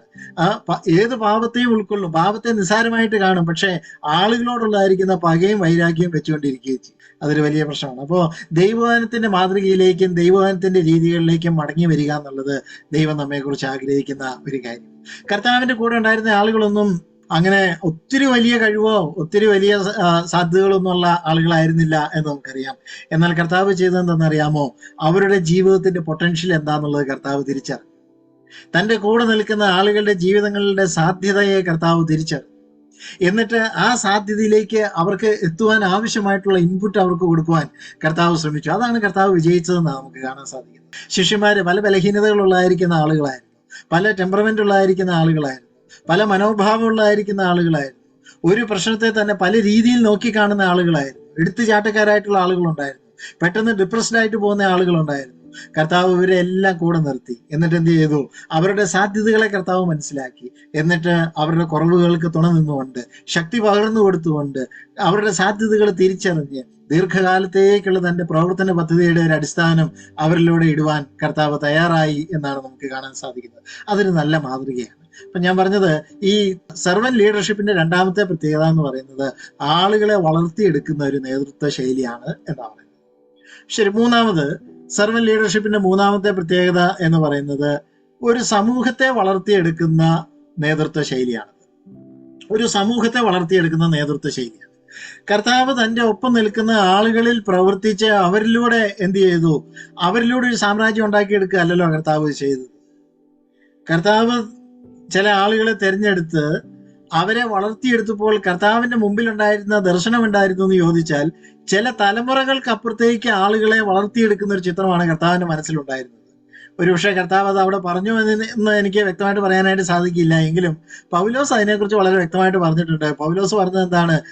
തിമോഥെയോസിന്റെ ലേഖനത്തില് കർത്താവ് പറഞ്ഞു, ഞാൻ നിന്നോട് കൽപ്പിച്ചതൊക്കെയും മറ്റുള്ളവരെ ഉപദേശിപ്പാൻ തക്കവണ്ണം സമർത്ഥരായ വിശ്വസ്തരായ മനുഷ്യരെ ഭരമേൽപ്പിക്കുവാനായിട്ട് പൗലോസ് പറഞ്ഞപ്പോൾ അവിടെ ചെയ്തത് എന്താണ്? കർത്താവ് ചെയ്ത അതേ കാര്യം തന്നെയാണ് പൗലോസും ചെയ്തത്. പൗലോസ് ചെയ്തത് എന്താണ്? പൗലോസ് ദൈവത്തിൽ നിന്ന് പ്രാപിച്ചതായിട്ടുള്ള ഉപദേശം പൗലോസ് തന്റെ കൂടെയുള്ളതായിരിക്കുന്ന ശിഷ്യന്മാരെ പഠിപ്പിച്ചു. ആ ശിഷ്യന്മാരോട് പൗലോസ് പറഞ്ഞു, എന്താ പറഞ്ഞത്? നിങ്ങൾ മറ്റുള്ളവരെ ഉപദേശിക്കുവാൻ പ്രാപ്തിയുള്ളതായിരിക്കുന്ന ആളുകളെ തെരഞ്ഞെടുത്ത് അവരെ പഠിപ്പിക്കണമെന്ന് പറഞ്ഞു, അല്ലെ? അപ്പോ ഒരു 4 തലമുറ നീണ്ടു നിൽക്കുന്ന, അല്ലെങ്കിൽ 4 ഘട്ടങ്ങളിലേക്ക് കടന്നു പോകുന്ന ഒരു പരിശീലന രീതിയാണ് അവിടെ അപ്പോസ്തലൻ സ്വീകരിച്ചത് എന്ന് നമുക്ക് പറയാനായിട്ട് സാധിക്കും. ഇത് എവിടെ നിന്നാണ് കിട്ടിയത്? ഇത് കർത്താവായ യേശുക്രിസ്തു തന്നെ കാണിച്ചു കൊടുത്തൊരു മാതൃകയാണ്. എന്ന് പറഞ്ഞാൽ ശിഷ്യത്വത്തിന്റെ ഒരു ശരിയായ ഒരു രീതിയാണ് ഇവിടെ നമുക്ക് കാണുവാനായിട്ട് സാധിക്കുന്നത്. കർത്താവ് ശിഷ്യന്മാരെ വളർത്തിയെടുത്തപ്പോൾ ഈ ശിഷ്യന്മാരെ എങ്ങനെയുള്ള ആളുകളാണ്? മറ്റുള്ളവരെ പരിശീലിപ്പിക്കുന്ന ആളുകളാണ്. ഈ മറ്റുള്ള ആളുകൾ എങ്ങനെയുള്ളവരാണ്? അവർ അതിനുശേഷമുള്ളതായിരിക്കുന്ന ആളുകളെ പരിശീലിപ്പിക്കാനുള്ള സാധ്യതയുള്ള ആളുകൾ ആയിരുന്നു എന്ന് നമുക്ക് പറയാൻ സാധിക്കും. എന്ന് പറഞ്ഞാൽ അങ്ങനെ ഒരു സമൂഹത്തെ വളർത്തിയെടുക്കുന്ന, ഒരു സമൂഹത്തെ പണിയുന്ന പ്രവർത്തന ശൈലിയാണ് കർത്താവ് സ്വീകരിച്ചത്. ഇന്നത്തെ പല നേതാക്കന്മാർക്കും പറ്റിയിരിക്കുന്ന പ്രശ്നം എന്ന് പറയുന്നത് ഇവിടെയാണ്. എന്താണ്? ഈ ആളുകളെ വളർത്തുന്നതിൽ വളരെ അപര്യാപ്തതയുള്ള ആളുകളാണ്. ആളുകൾ വളരുന്നതിൽ അസഹിഷ്ണുത കാണിക്കുന്നത് പോലെ തന്നെ ആളുകളെ വളർത്തിയെടുക്കുന്നതിൽ, അല്ലെങ്കിൽ ഒരു സമൂഹത്തെ വളർത്തിയെടുക്കുന്നതിൽ വിമുഖതയുണ്ട് എന്നുള്ളത് ഒരു വലിയ പ്രശ്നമായിട്ട് നമുക്ക് അതിനെക്കുറിച്ച് പറയാനായിട്ട് സാധിക്കും. അപ്പോൾ കർത്താവിന്റെ രീതി എന്തായിരുന്നു എന്ന് ചോദിച്ചാൽ, ആളുകളെ ഭിന്നിപ്പിച്ചിട്ട് ചെതറിച്ച് അങ്ങനെ ഒരു സമൂഹത്തെ ഉണ്ടാക്കുകയല്ല കർത്താവ് ചെയ്തത്. പിന്നെയോ ആളുകളെ ഒന്നിപ്പിച്ച് നിർത്തിക്കൊണ്ട് ഒരേ ലക്ഷ്യത്തിലേക്ക് അവരെ കൊണ്ടുവരുന്ന, ഒരേ രൂപാന്തരത്തിലേക്ക് അവരെ കൊണ്ടുവരുന്ന, ഒരേ സത്യങ്ങളിലേക്ക് അവരെ നയിക്കുന്ന ഒരു പ്രവർത്തന രീതിയായിരുന്നു കർത്താവ് പിന്തുടർന്നത് എന്ന് നമുക്ക് പറയാറുണ്ട്. അപ്പോൾ ദീർഘവീക്ഷണമുള്ള നേതാവിന് മാത്രമേ അങ്ങനെ ചെയ്യാനായിട്ട് സാധിക്കൂ. അപ്പോൾ കർത്താവിന്റെ പദ്ധതികളും കർത്താവിന്റെ കാര്യപരിപാടിയും ഒക്കെ ഇത്രയും വർഷങ്ങൾ എങ്ങനെ നിലനിന്നത് എന്തുകൊണ്ടാണെന്ന് ചോദിച്ചാൽ, താൻ ചില വർഷങ്ങളെ മുൻകൂട്ടി കണ്ടുകൊണ്ട്, ചില നാളുകളെ മുൻകൂട്ടി കണ്ടുകൊണ്ട് തന്റെ പ്രവർത്തന പദ്ധതികൾ മുന്നോട്ട് കൊണ്ടുപോയത് കൊണ്ടായിരുന്നു എന്ന് നമുക്ക് തീർച്ചയായിട്ടും പറയാനായിട്ട് സാധിക്കും. അപ്പോൾ അതൊരു ദാസ്യ നേതൃത്വ ശൈലിയുടെ മൂന്നാമത്തെ പ്രത്യേകതയായിട്ട് ഇരിക്കട്ടെ, ഒരു സമൂഹത്തെ വളർത്തിയെടുക്കുക എന്നുള്ളത്. നാലാമത്തെ പ്രത്യേകതയായിട്ട് പറയാനായിട്ടുള്ളത് ആധികാരികമായ ഒരു നേതൃത്വ ശൈലിയായിരുന്നു കർത്താവിന്റെ സെർവന്റ് ലീഡർഷിപ്പ് എന്ന് പറയുന്നത്. ആധികാരികതയുള്ള ഒരു നേതൃത്വ ശൈലിയായിരുന്നു. കർത്താവ് പറയുകയും ചെയ്യുകയും ചെയ്യുന്നതെല്ലാം ആധികാരികമായിട്ടുള്ള കാര്യങ്ങളായിരുന്നു. ഇന്ന് നമുക്ക് കർത്താവിന്റെ അത്രയും ആധികാരികതയൊന്നും അവകാശപ്പെടുവാനായിട്ട് സാധിക്കത്തില്ല എന്ന് ഞാൻ മനസ്സിലാക്കുന്നത്. എങ്കിലും ദൈവവചനത്തിന്റെ അധികാരത്തിൽ നിന്നുകൊണ്ടുള്ള ആധികാരികത നമുക്കുണ്ടായിരിക്കേണ്ടത് ആവശ്യമാണ്. പൗലോസിന്റെ ഒരു വാക്ക് ഞാൻ കടമെടുത്ത് പറയാനായിട്ട് ആഗ്രഹിക്കുന്നു. പൗലോസ് പറഞ്ഞു, ഉപദേശത്തിന്റെ ഓരോ കാറ്റിനാൽ അലയുന്ന ആളുകളാവരുത് എന്ന് പറഞ്ഞു. നേതൃത്വത്തിൽ ഇരിക്കുന്ന ആളുകളെ കുറിച്ച് കർത്താവ് ആഗ്രഹിക്കുന്ന ഒരു കാര്യം എന്ന് പറയുന്നത്, നാഴികയ്ക്ക് 40 വട്ടം വാക്കുകൾ മാറ്റുന്ന ആളുകളാകുവാനായിട്ട് ദൈവം ആഗ്രഹിക്കുന്നില്ല. അവർ പറയുന്ന കാര്യങ്ങൾ ആലോചിച്ചും ചിന്തിച്ചും മാത്രമേ സംസാരിക്കാവുള്ളൂ. അവർ പറയുന്ന കാര്യങ്ങളിൽ ഉറച്ചു നിൽക്കേണ്ടത് വളരെ ആവശ്യമുള്ളതായിരിക്കുന്ന ഒരു കാര്യമാണ്. ഇല്ല എങ്കിൽ നമ്മളുടെ വിശ്വാസ്യത, നേതൃത്വത്തിന്റെ വിശ്വാസ്യത നഷ്ടപ്പെടും. ഒരു സമയത്ത് ഒരു രീതി സംസാരിക്കും, കുറച്ചു നേരം കഴിയുമ്പോൾ വേറെ രീതി സംസാരിക്കും, 2 ദിവസം കഴിയുമ്പോൾ വേറെ രീതി സംസാരിക്കും. അങ്ങനെയൊക്കെ പറയാനായിട്ട് പോയി കഴിഞ്ഞാൽ നമ്മളുടെ ശുശ്രൂഷയിലുള്ളതായിരിക്കുന്ന ആധികാരികതയും ആളുകൾക്ക് നമ്മളിലുള്ളതായിരിക്കുന്ന വിശ്വാസവുമാണ് നഷ്ടപ്പെട്ടു പോകുന്നത് എന്നതിന് യാതൊരു സംശയവും വേണ്ട. കർത്താവ് ഒരിക്കലും അങ്ങനെ വാക്കുമാറ്റി സംസാരിച്ച ഒരാളല്ലല്ലോ. ഇന്നലെ ഞാൻ അങ്ങനെ പഠിച്ചത്, ഇന്ന് ഞാൻ പഠിച്ചപ്പോൾ മാറ്റം വന്നതുകൊണ്ട് ഞാൻ മാറ്റി പറയുകയാണെന്ന് കർത്താവ് ഒരിക്കലും പറഞ്ഞില്ല. അപ്പൊ അതുകൊണ്ട് കർത്താവ് ചെയ്തെന്താന്ന് ചോദിച്ചാൽ, ദൈവത്തിന്റെ മുമ്പിൽ ഇരിക്കേണ്ട തന്റെ ധ്യാന സമയങ്ങളെ ഫലപ്രദമായിട്ട് വിനിയോഗിക്കുകയും പ്രാർത്ഥിക്കേണ്ടതായിട്ടുള്ള സമയത്തെ കൃത്യമായിട്ട് പ്രാർത്ഥിക്കുകയും ചെയ്തുകൊണ്ട്, എന്ന് പറഞ്ഞാൽ ദൈവവചനത്താലും പ്രാർത്ഥനയാലും തന്റെ ശുശ്രൂഷയ്ക്കും തന്റെ ജീവിതത്തിനും ഒരു ആധികാരികത വരുത്തുവാനായിട്ട് കർത്താവിന് സാധിച്ചു എന്നുള്ളതാണ്. ഇന്ന് പലപ്പോഴും പല ആളുകൾ ദൈവവചനമൊന്നും അങ്ങനെ വേണ്ട വിധത്തിൽ പഠിക്കുന്നില്ല, പരിശോധിക്കുന്നില്ല. അതുകൊണ്ടാണ് ചിലപ്പോൾ നിലപാടുകളിൽ മാറ്റം വരുത്തേണ്ടി വരുന്നു, അഭിപ്രായങ്ങളിൽ മാറ്റം വരുത്തേണ്ടതായിട്ട് വരുന്നു, അല്ലെ? അങ്ങനെയുള്ള പല പ്രശ്നങ്ങളും വരുന്നത് അതുകൊണ്ടാണ് എന്ന് നമുക്ക് പറയാനായിട്ട് സാധിക്കും. പക്ഷെ കർത്താവ് അങ്ങനെ ഒരിക്കലും ഒരു കാര്യം ഒരു നേതാവിൽ നിന്ന്, ഒരു ക്രിസ്തീയ നേതാവിൽ നിന്ന് ആഗ്രഹിക്കുന്നില്ല എന്ന് നമുക്ക് പറയാമല്ലോ. കർത്താവ് ഒരിക്കലും തെറ്റായ മുൻധാരണകളും നിഗമനങ്ങളും വെച്ചുകൊണ്ട് ഒരു നേതാവെന്നുള്ള നിലയിൽ കർത്താവ് പ്രവർത്തിച്ചിട്ടില്ല. ശിഷ്യന്മാരെ കുറിച്ച് കർത്താവ് ഒരിക്കലും ഒരു തെറ്റായ മുൻധാരണ പുലർത്തിയിരുന്നില്ല, അങ്ങനെ ചെയ്തിട്ടില്ല, കർത്താവ് ചെയ്തിരുന്നില്ല. എന്നാൽ സത്യസന്ധതയും സമഗ്രതയും എല്ലാം കർത്താവിന്റെ നേതൃത്വ ശൈലിയിൽ എപ്പോഴും ഉണ്ടായിരുന്നു. സ്വഭാവത്തിന്റെ ദൃഢത ഒരു നേതാവ് എന്നുള്ളതായിരിക്കുന്ന നിലയിൽ കർത്താവിന്റെ പ്രത്യേകതയായിരുന്നു. അപവാദം ഉണ്ടാക്കാതെയും അപവാദം ഭയക്കാതെയും ഉദ്ദേശശുദ്ധിയോടുകൂടി മറ്റുള്ളവരോട് ഇടപെടുവാനായിട്ട് കർത്താവിന് സാധിച്ചു. ഇന്നൊക്കെയുള്ള ക്രിസ്തീയ കോളത്തിലുള്ളതായിരിക്കുന്ന പല നേതാക്കന്മാരും അപവാദങ്ങൾ ഉണ്ടാക്കുന്ന ആളുകളും അതുപോലെ അപവാദത്തെ ഭയപ്പെടുന്ന ആളുകളും ഒക്കെയാണ്. പക്ഷെ കർത്താവ് അങ്ങനെയൊന്നും ആയിരുന്നില്ല എന്ന് നമുക്കറിയാം. ഞാൻ നേരത്തെ സൂചിപ്പിച്ച ചില ഉദാഹരണങ്ങൾ തന്നെ ഒന്നുകൂടി പറയട്ടെ. പാപിനിയായ സ്ത്രീയോട് കർത്താവ് ഇടപെട്ടപ്പോൾ കർത്താവിനെ കുറിച്ച് എന്തെങ്കിലും അപവാദം ഉണ്ടായോ? കർത്താവ് അല്ലെങ്കിൽ കർത്താവിനെ കുറിച്ച് അപവാദം പറയാനായിട്ട് ഇടയായോ? ഇല്ല. ഇനി അങ്ങനെയുള്ള സ്ത്രീകളോട് ഇടപെട്ടു, സംസാരിച്ചു എന്ന് ഓർത്തുകൊണ്ട് എനിക്ക് പേരുദോഷം വരും എന്ന് കരുതി ആ പ്രശ്നത്തിൽ ഇടപെടാതെ കർത്താവ് മാറി നിന്നു? അതുമില്ല. അപ്പൊ കർത്താവ് എന്താ ചെയ്തതെന്ന് ചോദിച്ചു കഴിഞ്ഞാൽ ഉദ്ദേശശുദ്ധിയോടുകൂടി ആളുകളോട് ഇടപെട്ടു എന്നുള്ളതാണ്. സമൂഹം അകറ്റി നിർത്തിയ ആളുകളെ തന്റെ അടുക്കിലേക്ക് ചേർക്കുവാനായിട്ട് കർത്താവിന് മനസ്സായി. പക്ഷെ അവരുടെ പാപത്തെയോ അവരുടെ തിന്മകളെയോ ഒരിക്കലും കർത്താവ് സ്വീകരിച്ചുമില്ല, അല്ലെ? അതായിരുന്നു അതിന്റെ പ്രത്യേകത എന്ന് പറയുന്നത്.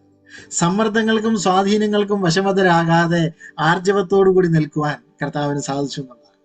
പ്രിയമുള്ളവർ, അതാണ് നമ്മെക്കുറിച്ച് ദൈവം ആഗ്രഹിക്കുന്നത്. അതാണ് നമ്മുടെ ഒതന്റിസിറ്റി എന്ന് പറയുന്നത്. നമ്മളുടെ ആധികാരികത ഉറപ്പിക്കുന്ന ഇങ്ങനെയുള്ള സ്വഭാവ സവിശേഷതകൾ വളർത്തിയെടുക്കുമ്പോൾ മാത്രമാണ് അണികളെ ബലി കൊടുക്കാതെ അണികൾക്ക് വേണ്ടി ബലിയാകുവാൻ തയ്യാറായ ഒരു നേതാവിനെയാണ് നമുക്ക് കാണാൻ സാധിക്കുന്നത്. പ്രിയമുള്ളവരെ, നമ്മുടെ നേതൃത്വ ശൈലി ഇങ്ങനെയുള്ള നേതൃത്വ ശൈലിയാണോ? അണികളെ കൊലയ്ക്ക് കൊടുത്തുകൊണ്ട് അവർക്ക് മീതെ നിൽക്കുന്ന ഒരു നേതാവായിട്ട് നിൽക്കുവാൻ ആണോ നാം ആഗ്രഹിക്കുന്നത്? അതോ അണികൾക്ക് വേണ്ടി അവരുടെ രക്ഷകനായി നിൽക്കുവാൻ തയ്യാറുള്ള ഒരു നേതാവാണോ നാം എന്ന് നമ്മുടെ ജീവിതത്തെ നമ്മളൊന്ന് പരിശോധിക്കേണ്ടത് ആവശ്യമാണ്.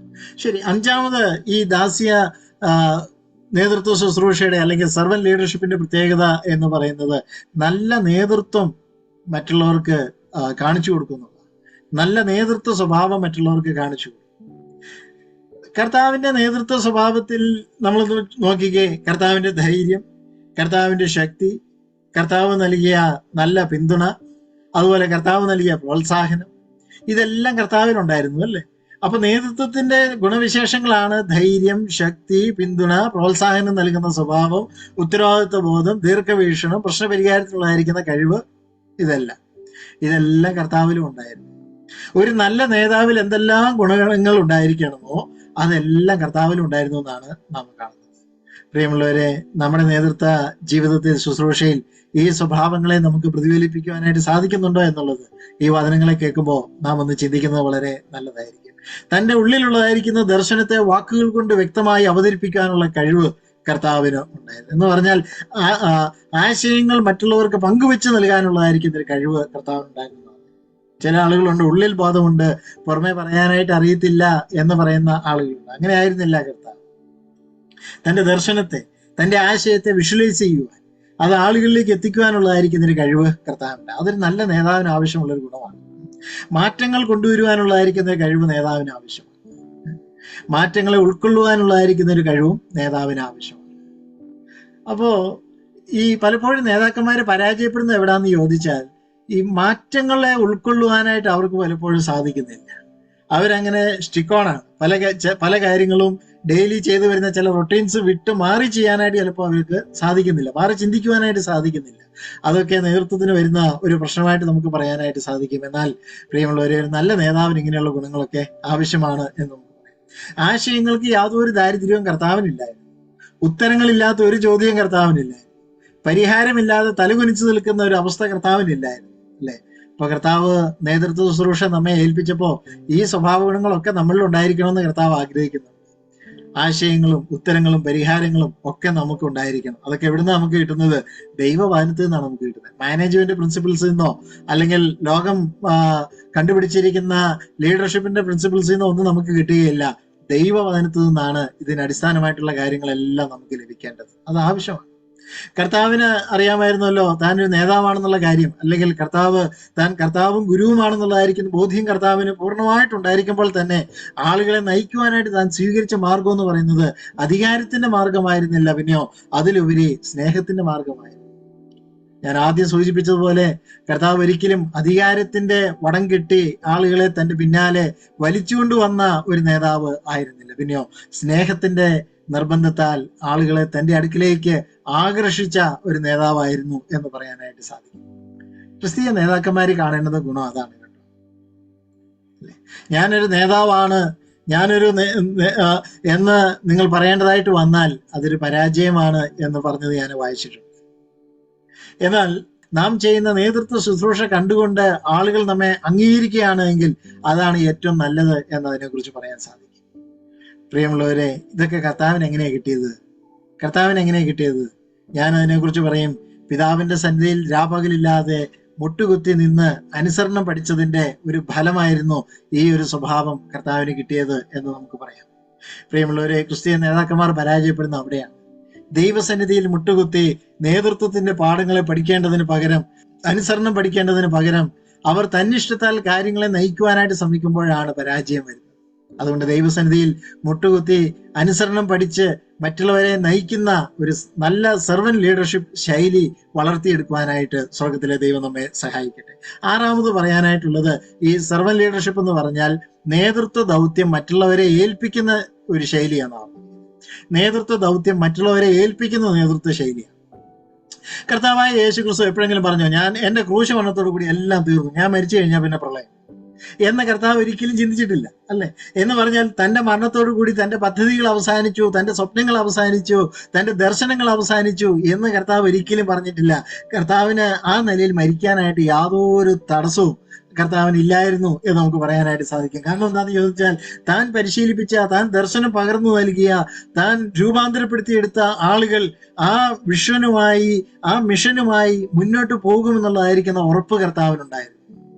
അതല്ലേ ഒരു നല്ല നേതാവിൽ ഉണ്ടായിരിക്കേണ്ട ഗുണം എന്ന് പറയുന്നത്.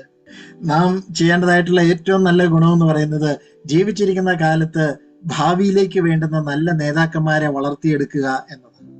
എല്ലാ നേതാക്കന്മാരും അവരുടെ നേതൃത്വ സ്ഥാനം ഒഴിയേണ്ടതായിട്ടുള്ള ഒരു ദിവസം വരും, ഒരു സമയം വരും.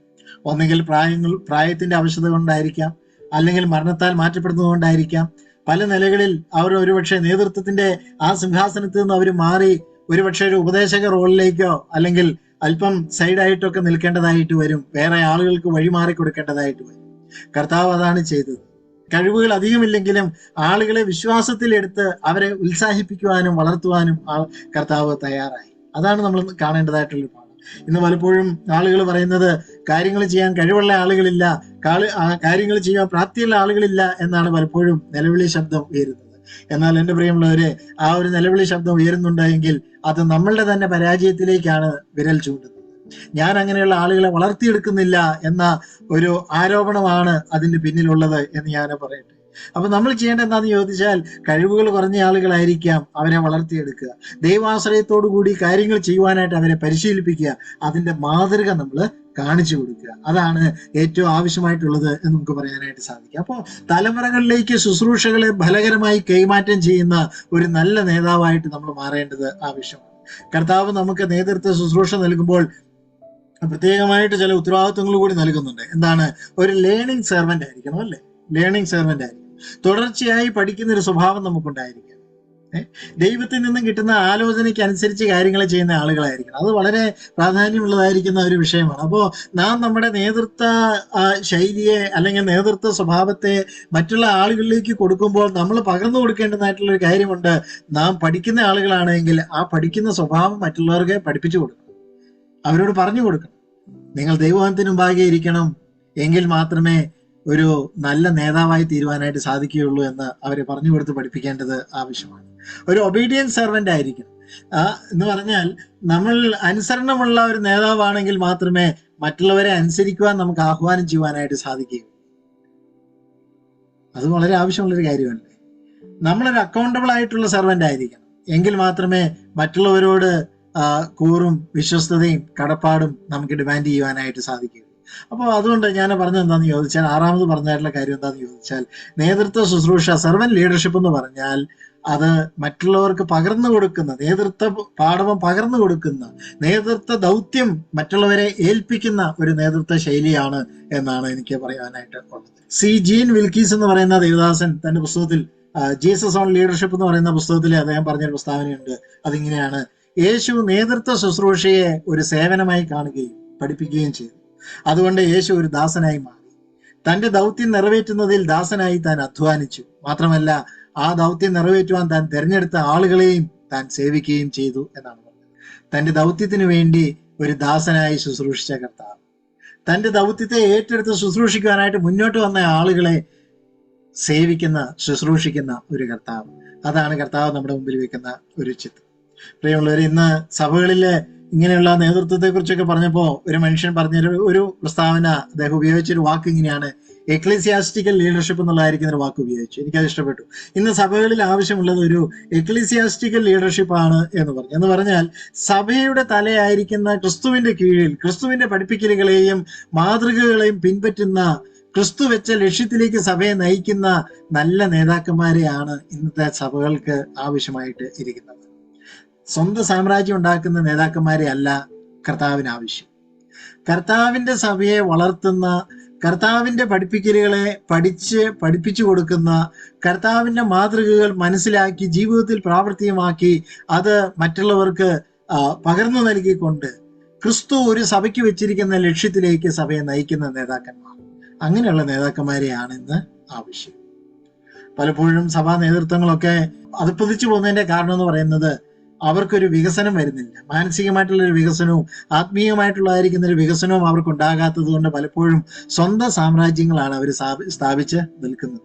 അവരാളുകളെ വളർത്തുന്നില്ല, കൂടെയുള്ള ആളുകളെ പൊത്തിവെച്ചുകൊണ്ട് നിൽക്കും. അങ്ങനെയുള്ള ആളുകൾക്ക് ഒരിക്കലും വളർച്ച നേടുവാനായിട്ട് സാധിക്കില്ല. അത് കർത്താവ് ഉദ്ദേശിച്ചതായിട്ടുള്ള രീതിയും അല്ല. കർത്താവിന് ഒരു ശരീരമേ ഉള്ളൂ, ഒരു സഭയേ ഉള്ളൂ, ശരിയാണ്. ആ സഭയുടെ വർത്തമാനകാല ആവിഷ്കാരം എന്നുള്ള നിലയിൽ പല സ്ഥലങ്ങളിൽ സഭകൾ കൂടി വരുന്നുണ്ട്. അവയെ നമ്മൾ അതുകൊണ്ട് വ്യത്യസ്ത സഭകളായിട്ടോ വ്യത്യസ്തമായിട്ടുള്ള ഗ്രൂപ്പുകളായിട്ടോ കാണുവാനായിട്ടല്ല പോകേണ്ടത്. പിന്നെയോ കർത്താവിന്റെ ആ ഏക സഭ എന്നുള്ളതായിരിക്കും ലക്ഷ്യം പൂർത്തിയാക്കുന്നതിന് വേണ്ടി വിവിധ സ്ഥലങ്ങളിലുള്ളതായിരിക്കും ചെറിയ യൂണിറ്റുകളാണ്. അതുകൊണ്ട് അവർക്ക് ഒരേ ലക്ഷ്യം വേണം, കൂട്ടുത്തരവാദിത്വം വേണം, ഒരേ കാഴ്ചപ്പാടുകൾ ഉണ്ടായിരിക്കേണ്ടത് ആവശ്യമാണ്. എങ്കിൽ മാത്രമേ സഭയുടെ യഥാർത്ഥമായ വളർച്ച സാധ്യമാവുകയുള്ളൂ. എന്ന് പറഞ്ഞാൽ സഭകൾ തമ്മിൽ പൊരുത്തത്തിലും സ്നേഹത്തിലും ഐക്യതയിലും മുന്നോട്ട് പോകേണ്ടതിന്റെ ഒരു വലിയ ആവശ്യകതയാണ് ഇവിടെ നമുക്ക് മനസ്സിലാക്കുവാനായിട്ട് സാധിക്കുന്നത്. ഇങ്ങനെ ഒരു ശുശ്രൂഷ നമുക്ക് ചെയ്യണമെന്നുണ്ടെങ്കിൽ ഒരു എക്ലിസിയാസ്റ്റിക്കൽ കാഴ്ചപ്പാടോടുകൂടി അല്ലെങ്കിൽ ഒരു എക്ലിസിയാസ്റ്റിക്കൽ ലീഡർഷിപ്പ് നമുക്ക് ഉണ്ടാവണമെന്നുണ്ടെങ്കിൽ നമ്മൾ മനസ്സിലാക്കിയിരിക്കേണ്ട കാര്യം എന്ന് പറയുന്നത്, ഒന്ന്, കെയറിങ് ഉണ്ടായിരിക്കണം. നല്ല രീതിയിൽ ആടുകളെ കരുതുവാനായിട്ട് നമുക്ക് സാധിക്കും. നേതൃത്വ ശുശ്രൂഷയുടെ ഏറ്റവും വലിയ പ്രത്യേകത എന്താണ്? അല്ലെങ്കിൽ സെർവന്റ് ലീഡർഷിപ്പിന്റെ ഏറ്റവും വലിയ പ്രത്യേകത എന്താണ്? അവർ നൽകുന്ന കെയറിങ് ആണ്, അല്ലേ? ആടുകളെ കണ്ടു മനസ്സലിഞ്ഞു എന്നാണ് കർത്താവിനെ കുറിച്ച് എഴുതിയിരിക്കുന്നത്. പ്രിയമുള്ളവരെ, നമ്മുടെ സഭയിലുള്ള ആളുകളെ കുറിച്ച് നമുക്കൊരു മനസ്സലിവ് തോന്നാറുണ്ടോ? അവരുടെ ഭൗതിക ആവശ്യങ്ങളിൽ പോലും ഇടപെടുവാനും നിറവേറ്റി കൊടുക്കുവാനുള്ളതായിരിക്കുന്ന ഒരു മനസ്സ് നേതാക്കന്മാരായിരിക്കുന്ന ആളുകൾക്ക് ഉണ്ടാവാറുണ്ടോ? കർത്താവ് അതൊക്കെ ചെയ്തില്ലേ? ആഹാരം കൊടുക്കേണ്ട സമയത്ത് കൊടുത്തു, രോഗസൗഖ്യം കൊടുക്കേണ്ട സമയത്ത് അത് കൊടുത്തു, അതിനേക്കാൾ ഉപരി ആത്മീക ആവശ്യങ്ങളെ നിറവേറ്റി കൊടുത്തു. തിരുവെഴുത്തുകളെയും ദൈവശക്തിയെയും അവരറിയണം, ജനം അറിയണം, ആളുകൾ അറിയണം എന്ന് കർത്താവ് ആഗ്രഹിച്ച് അതിനുവേണ്ടി കർത്താവ് കാര്യങ്ങൾ ചെയ്തു കൊടുത്തു. സഹതാപവും സ്നേഹവും അതെല്ലാം ഉള്ള ഒരു നേതൃത്വ ശൈലിയല്ലേ കർത്താവ് കാണിച്ചു തന്നത്? ആടുകൾക്ക് വേണ്ടി മരിക്കാൻ പോലും മടിയില്ലാത്ത ഒരു കർത്താവിനെ അല്ലേ നമുക്ക് കാണാൻ സാധിക്കുന്നത്? അപ്പോൾ നമ്മുടെ നേതൃത്വ ശൈലി എന്ന് പറയുന്നത് അങ്ങനെ ആയിരിക്കണം, ഒരു കെയറിങ് ഉള്ള ഒരു നേതൃത്വ ശൈലി ആയിരിക്കണം. അങ്ങനെയൊക്കെ ചെയ്താൽ എപ്പോഴാ ആടുകൾ വിട്ടുപോകുന്നേ? കൂട് വിട്ട് ഒരിക്കലും ആടുകൾ ദൂരോട്ട് പോവുകയില്ല, നമ്മളോടൊപ്പം അവർ ചേർന്ന് നിൽക്കും. ധൈര്യമുള്ള നേതാവായിരിക്കണം, അല്ലെ? നേതൃത്വ ശൈലി വളരെ ആവശ്യമുള്ള കാര്യമാണ് ധൈര്യം എന്ന് പറയുന്നത്. പൗലോസ് പറഞ്ഞു, ഭീരുത്വത്തിന്റെ ആത്മാവിനെ അല്ല, ശക്തിയുടെയും സുബോധത്തിന്റെ ആത്മാവിനെയാണ് നമുക്ക് നൽകിയിരിക്കുന്നത് എന്ന് പറഞ്ഞു. കർത്താവിന് വേണ്ടത് ഭയന്ന് പിന്മാറി നിൽക്കുന്ന എല്ലാറ്റിൽ നിന്നും പിൻവാങ്ങി നിൽക്കുന്ന, നിങ്ങൾ പൊക്കോ, നിങ്ങൾ എങ്ങനെയെങ്കിലും ചെയ്തോ എന്ന് പറയുന്ന നേതാക്കന്മാരെ അല്ല കർത്താവിന് ആവശ്യമായിട്ടുള്ളത്. പിന്നെയോ ആടുകളെ മുമ്പിൽ നിന്ന് നയിക്കുന്ന നേതാക്കന്മാരെയാണ് ആവശ്യമുള്ളത്. ഒരു ക്യാമ്പ് ഉണ്ടെങ്കിൽ നേതാക്കന്മാര് മുമ്പിൽ നിൽക്കണം, ഒരു മീറ്റിംഗ് ഉണ്ടെങ്കിൽ നേതാക്കന്മാര് മുമ്പിൽ നിൽക്കണം, സഭയിലൊരു പ്രാർത്ഥനായോഗം ഉണ്ടെങ്കിൽ നേതാക്കന്മാര് മുമ്പിൽ നിൽക്കണം. എങ്കിൽ മാത്രമേ ആ നേതൃത്വത്തെ ആടുകൾ, വിശ്വാസികൾ അനുഗമിക്കുകയുള്ളൂ. അപ്പൊ അതുകൊണ്ട് എല്ലാറ്റിൽ നിന്നും പിൻവാങ്ങി നിൽക്കുന്ന ആളുകളായിട്ടല്ല, എന്തിനേയും ധൈര്യത്തോടു കൂടി നേരിടുന്ന, എന്തിനേയും ധൈര്യത്തോടു കൂടി നോക്കിക്കാണുന്ന നേതാക്കന്മാരെയാണ് കർത്താവിന് ആവശ്യമായിട്ടുള്ളത്. ആടുകൾ ഭയപ്പെടുമ്പോൾ അവരെ ഓടിക്കുന്ന നേതാക്കന്മാരെ അല്ല, ആടുകൾ ഭയപ്പെടുമ്പോൾ അവർക്ക് ധൈര്യം കൊടുക്കുന്ന നേതാക്കന്മാരെയാണ് ആവശ്യം. കർത്താവ് ഒരിക്കലും ആളുകളെ പേടിപ്പിച്ചില്ല. കർത്താവ് പറഞ്ഞതെല്ലാം എന്താ? ഭയപ്പെടേണ്ട, ഞാനാകുന്നു, ഭയപ്പെടേണ്ട, ഞാൻ കൂടെയുണ്ട്. അതാണ് കർത്താവ് പറഞ്ഞത്. അതിൻ്റെ അല്ലേ ആളുകൾ കർത്താവിന്റെ അടുക്കിലേക്ക് വരുന്നത്. അപ്പൊ നമുക്കും ആ ഒരു ധൈര്യം ഉണ്ടായിരിക്കേണ്ടത് വളരെ ആവശ്യമാണ്. ഗൈഡിങ് ആയിരിക്കണം, ഒരു ഗൈഡ് ചെയ്യുന്ന നേതാവായിരിക്കണം എന്ന് ദൈവം നമ്മെ കുറിച്ച് ആഗ്രഹിക്കുന്നുണ്ട്. കർത്താവ് ആടുകളെ മുന്നിൽ നിന്ന് നയിച്ചു, അല്ലെ? മുന്നോട്ട് നീങ്ങുന്ന ആടുകളെ ശ്രദ്ധിച്ചു, അവരുടെ വഴി അറിഞ്ഞു, മുമ്പിൽ പതിയിരിക്കുന്ന അപകടങ്ങൾ തിരിച്ചറിഞ്ഞ് ആടുകൾക്ക് വേണ്ട മുന്നറിയിപ്പ് നൽകുവാൻ കർത്താവ് തയ്യാറായി. ഇതാണ് ഒരു ശരിയായ നേതൃത്വ ശുശ്രൂഷ എന്ന് പറയുന്നത്. നാം മുമ്പിൽ നിന്ന് നയിക്കണം. നമ്മുടെ വിചാരണയിലുള്ളതായിരിക്കുന്ന ആടുകളുടെ വഴികൾ നമ്മൾ അറിയണം, അവരെങ്ങോട്ടാണ് പോകുന്നതെന്നുള്ളത് അറിയണം. അവരുടെ വഴികൾ തെറ്റിലേക്കാണ് പോകുന്നതെന്ന് കണ്ടു കഴിഞ്ഞാൽ അത് തിരുത്തുവാനുള്ളതായിരിക്കുന്ന ശക്തമായിട്ടുള്ളതായിരിക്കുന്ന ആഹ്വാനം അവർക്ക് നൽകുവാനായിട്ട് നമുക്ക് സാധിക്കണം. അവർക്ക് മുമ്പിലുള്ളതായിരിക്കുന്ന അപകടങ്ങളെ കുറിച്ച് നമുക്ക് പറയുവാനായിട്ട് സാധിക്കണം. ചിലപ്പോഴൊക്കെ ചില നേതാക്കന്മാർ പറയുന്നത് ചിലപ്പോൾ കേൾക്കാം, അവൻ വീഴുന്നുള്ള കാര്യം പണ്ടേ എനിക്ക് അറിയാമായിരുന്നു എന്ന് പറയും. എന്നിട്ട് എന്തേ പിന്നെ അവരോട് പറയാഞ്ഞത്? വീണ് കഴിഞ്ഞിട്ട് പറയാനായിട്ട് ഇരുന്നതിന്റെ കാരണം എന്താണ്? അത് ശരിയായിട്ടുള്ളതായിരിക്കുന്ന ഒരു കാര്യം, ശരിയായിട്ടുള്ള മനോഭാവം അല്ല, ഒരു നല്ല നേതാവിന്റെ ഗുണവും അല്ല. പ്രിയമുള്ളവരെ, നാം സങ്കീർത്തനത്തിൽ വായിക്കുന്നത് പോലെ പച്ചയായതും പുതിയതായതും ഫ്രഷ് ആയിട്ടുമുള്ള മേച്ചൽപ്പുറങ്ങളിലേക്ക് ആടുകളെ ഗൈഡ് ചെയ്യുന്ന നല്ല ഇടയന്മാരെയാണ് ദൈവസഭയ്ക്ക് ഇന്ന് ആവശ്യമായിട്ടുള്ളത്. ആളുകളുടെ വളർച്ച ഉറപ്പാക്കുന്ന നേതൃത്വത്തെയാണ് സഭയ്ക്ക് ആവശ്യമായിട്ടുള്ളത്. ഇന്നുള്ള നേതാക്കന്മാരൊക്കെ അറിഞ്ഞിരിക്കേണ്ടുന്ന ഈ 3 കാര്യങ്ങൾ അവരത് മറക്കുവാനായിട്ട് പാടില്ല. കെയർ ചെയ്യുന്നവരായിരിക്കണം, ധൈര്യമുള്ളവരായിരിക്കണം, ഗൈഡ് ചെയ്യുന്നവരായിരിക്കണം. അതോടൊപ്പം തന്നെ ഈ ഒരു സെർവന്റ് ലീഡർഷിപ്പ് നമ്മൾ പ്രാവർത്തികമാക്കിയാൽ അതിന്റെ ഗുണം എന്താന്നുള്ളത് ഞാൻ പറയട്ടെ. അതിന്റെ ഒരു പ്രധാന ഗുണം എന്ന് പറയുന്നത് ക്രിസ്തുവിൽ നാം ആരാണെന്നുള്ളത് നമുക്ക് തന്നെ ഒന്ന് ബോധ്യമാകും. നിങ്ങൾ എവിടെയാണ് നിൽക്കുന്നത്? ആത്മീകമായിട്ട് നിങ്ങളുടെ പൊസിഷൻ എന്താണ്?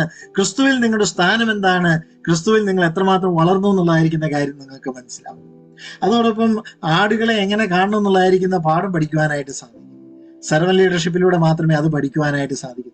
അധികാരത്തിന്റെ ഹുങ്കും കൊണ്ടിരുന്നാൽ ആളുകളെ കാണുവാനായിട്ട് നാം മറന്നുപോകും, ആളുകളെ നമ്മൾ അവഗണിച്ചു കളയും. എന്നാൽ ക്രിസ്തുവിന്റെ മാതൃക ജീവിതത്തിൽ പകർത്തിയാൽ നമ്മൾ എപ്പോഴും ചിന്തിക്കുന്നത് എന്തായിരിക്കും അറിയാമോ? എന്റെ ആടുകൾക്ക് മുമ്പാകെ ഒരു നല്ല മാതൃക എങ്ങനെ കാണിച്ചു കൊടുക്കാം എന്നതായിരിക്കും നമ്മൾ ചിന്തിക്കുക. ആടുകളിൽ നിന്നും മാറി നിന്നിട്ട്, സഭാവിശ്വാസികളിൽ നിന്നും മാറി നിന്നിട്ട് സഭയെ നയിക്കുവാനായിട്ട് ഒരു നേതാവിന് സാധിക്കുകയില്ല. സഭാവിശ്വാസികളുടെ ഇടയിലേക്ക് ഇറങ്ങിച്ചെന്ന് അവരോട് കൂടെ നിന്ന് അവരെ നമ്മുടെ ജീവിതം തുറന്നു കാണിച്ച് മാത്രമേ അവരെ നമുക്ക് നയിക്കുവാനായിട്ട് സാധിക്കത്തുള്ളൂ. അപ്പൊ അതുകൊണ്ട് ഒരു സഭയെ വളർത്തുവാനുള്ള ഏറ്റവും നല്ല നേതൃത്വ ശൈലി എന്ന് പറയുന്നത് ഒരു സെർവന്റ് ലീഡർഷിപ്പാണ്, അല്ലെങ്കിൽ ഞാൻ മുമ്പേ പറഞ്ഞ എക്ലീസിയാസ്റ്റിക്കൽ ലീഡർഷിപ്പാണ്, അല്ലെങ്കിൽ ഒരു ഷെപ്പേർഡിന്റെ മനോഭാവത്തോടു കൂടിയുള്ള ലീഡർഷിപ്പാണ് എന്ന് നമുക്ക് അതിനെക്കുറിച്ച് പറയാനായിട്ട് സാധിക്കും. ശിഷ്യത്വത്തിന്റെയും മഹാനിയോഗത്തിന്റെയും ഒക്കെ അന്തസത്തെ ഉൾക്കൊള്ളുന്ന ഒരു മിഷൻ ഓറിയന്റഡ് ആയിട്ടുള്ള, ഒരു വിഷൻ ഓറിയന്റഡ് ആയിട്ടുള്ള ഒരു നേതൃത്വ ശൈലി എന്ന് പറയുന്നത് ഈ സെർവന്റ് ലീഡർഷിപ്പാണ് എന്ന് ഞാൻ അതിനെക്കുറിച്ച് പറയട്ടെ. എന്നാൽ നമ്മുടെ കർത്താവിന്റെ ജീവിതത്തിലേക്ക് നമ്മൾ നോക്കിയാൽ കർത്താവ് ഈ ഒറ്റ രീതി മാത്രമേ പിന്തുടർന്നിട്ടുള്ളൂ. ചില സമയത്ത് കർത്താവ് വളരെ കരിസ്മാറ്റിക് ആയിട്ടുള്ള ഒരു ലീഡർഷിപ്പ് സ്റ്റൈലാണ് കർത്താവ് അനുവർത്തിച്ചിട്ടുള്ളതെന്ന് നമുക്കറിയാം. ചില സന്ദർഭങ്ങളിൽ കർത്താവ് എന്താണ് ഒരു പാറ്റേണലിസ്റ്റിക് എന്ന് പറഞ്ഞാൽ എന്താ പറയുക, ഒരു പിതാവിന്റെ മനോഭാവത്തോടു കൂടിയുള്ളതായിരിക്കുന്ന നേതൃത്വ ശൈലിയാണ് പിന്തുടരുന്നതെന്ന് നമുക്കറിയാം. ചില സന്ദർഭങ്ങളിൽ കർത്താവ് എന്താണ് ഒരു ഓട്ടോക്രാറ്റിക് രീതിയിൽ പെരുമാറിയിട്ടുണ്ട് എന്ന് ചിലപ്പോൾ നമ്മൾ ചിന്തിക്കേണ്ടതായിട്ട് വന്നേക്കാം. എന്നാൽ കർത്താവ് കൂടുതൽ സമയം കാണിച്ചു തന്ന നേതൃത്വ ശൈലി എന്ന് പറയുന്നത് ഒരു ഇടയന്റെ, ഒരു ദാസന്റെ നേതൃത്വ ശൈലിയായിരുന്നു എന്നുള്ളത് നമുക്കറിയാം. അപ്പൊ അതിനെക്കുറിച്ചൊരു ദേവദാസൻ പറഞ്ഞത് നേതൃത്വ ഗുണങ്ങളുടെ ബാലൻസ്ഡ് ആയിട്ടുള്ള രീതിയായിരുന്നു കർത്താവിൽ ഉണ്ടായിരുന്നത് എന്നാണ് പറഞ്ഞിരിക്കുന്നത്. ഒന്നും അധികമായിട്ടില്ലാതെ എല്ലാം കൃത്യമായി ചേർന്ന, കൃത്യമായ അളവിൽ ചേർന്ന ഒരു നേതൃത്വ ശൈലിയായിരുന്നു കർത്താവിന്റെ നേതൃത്വ ശൈലി എന്ന് പറയുന്നത്.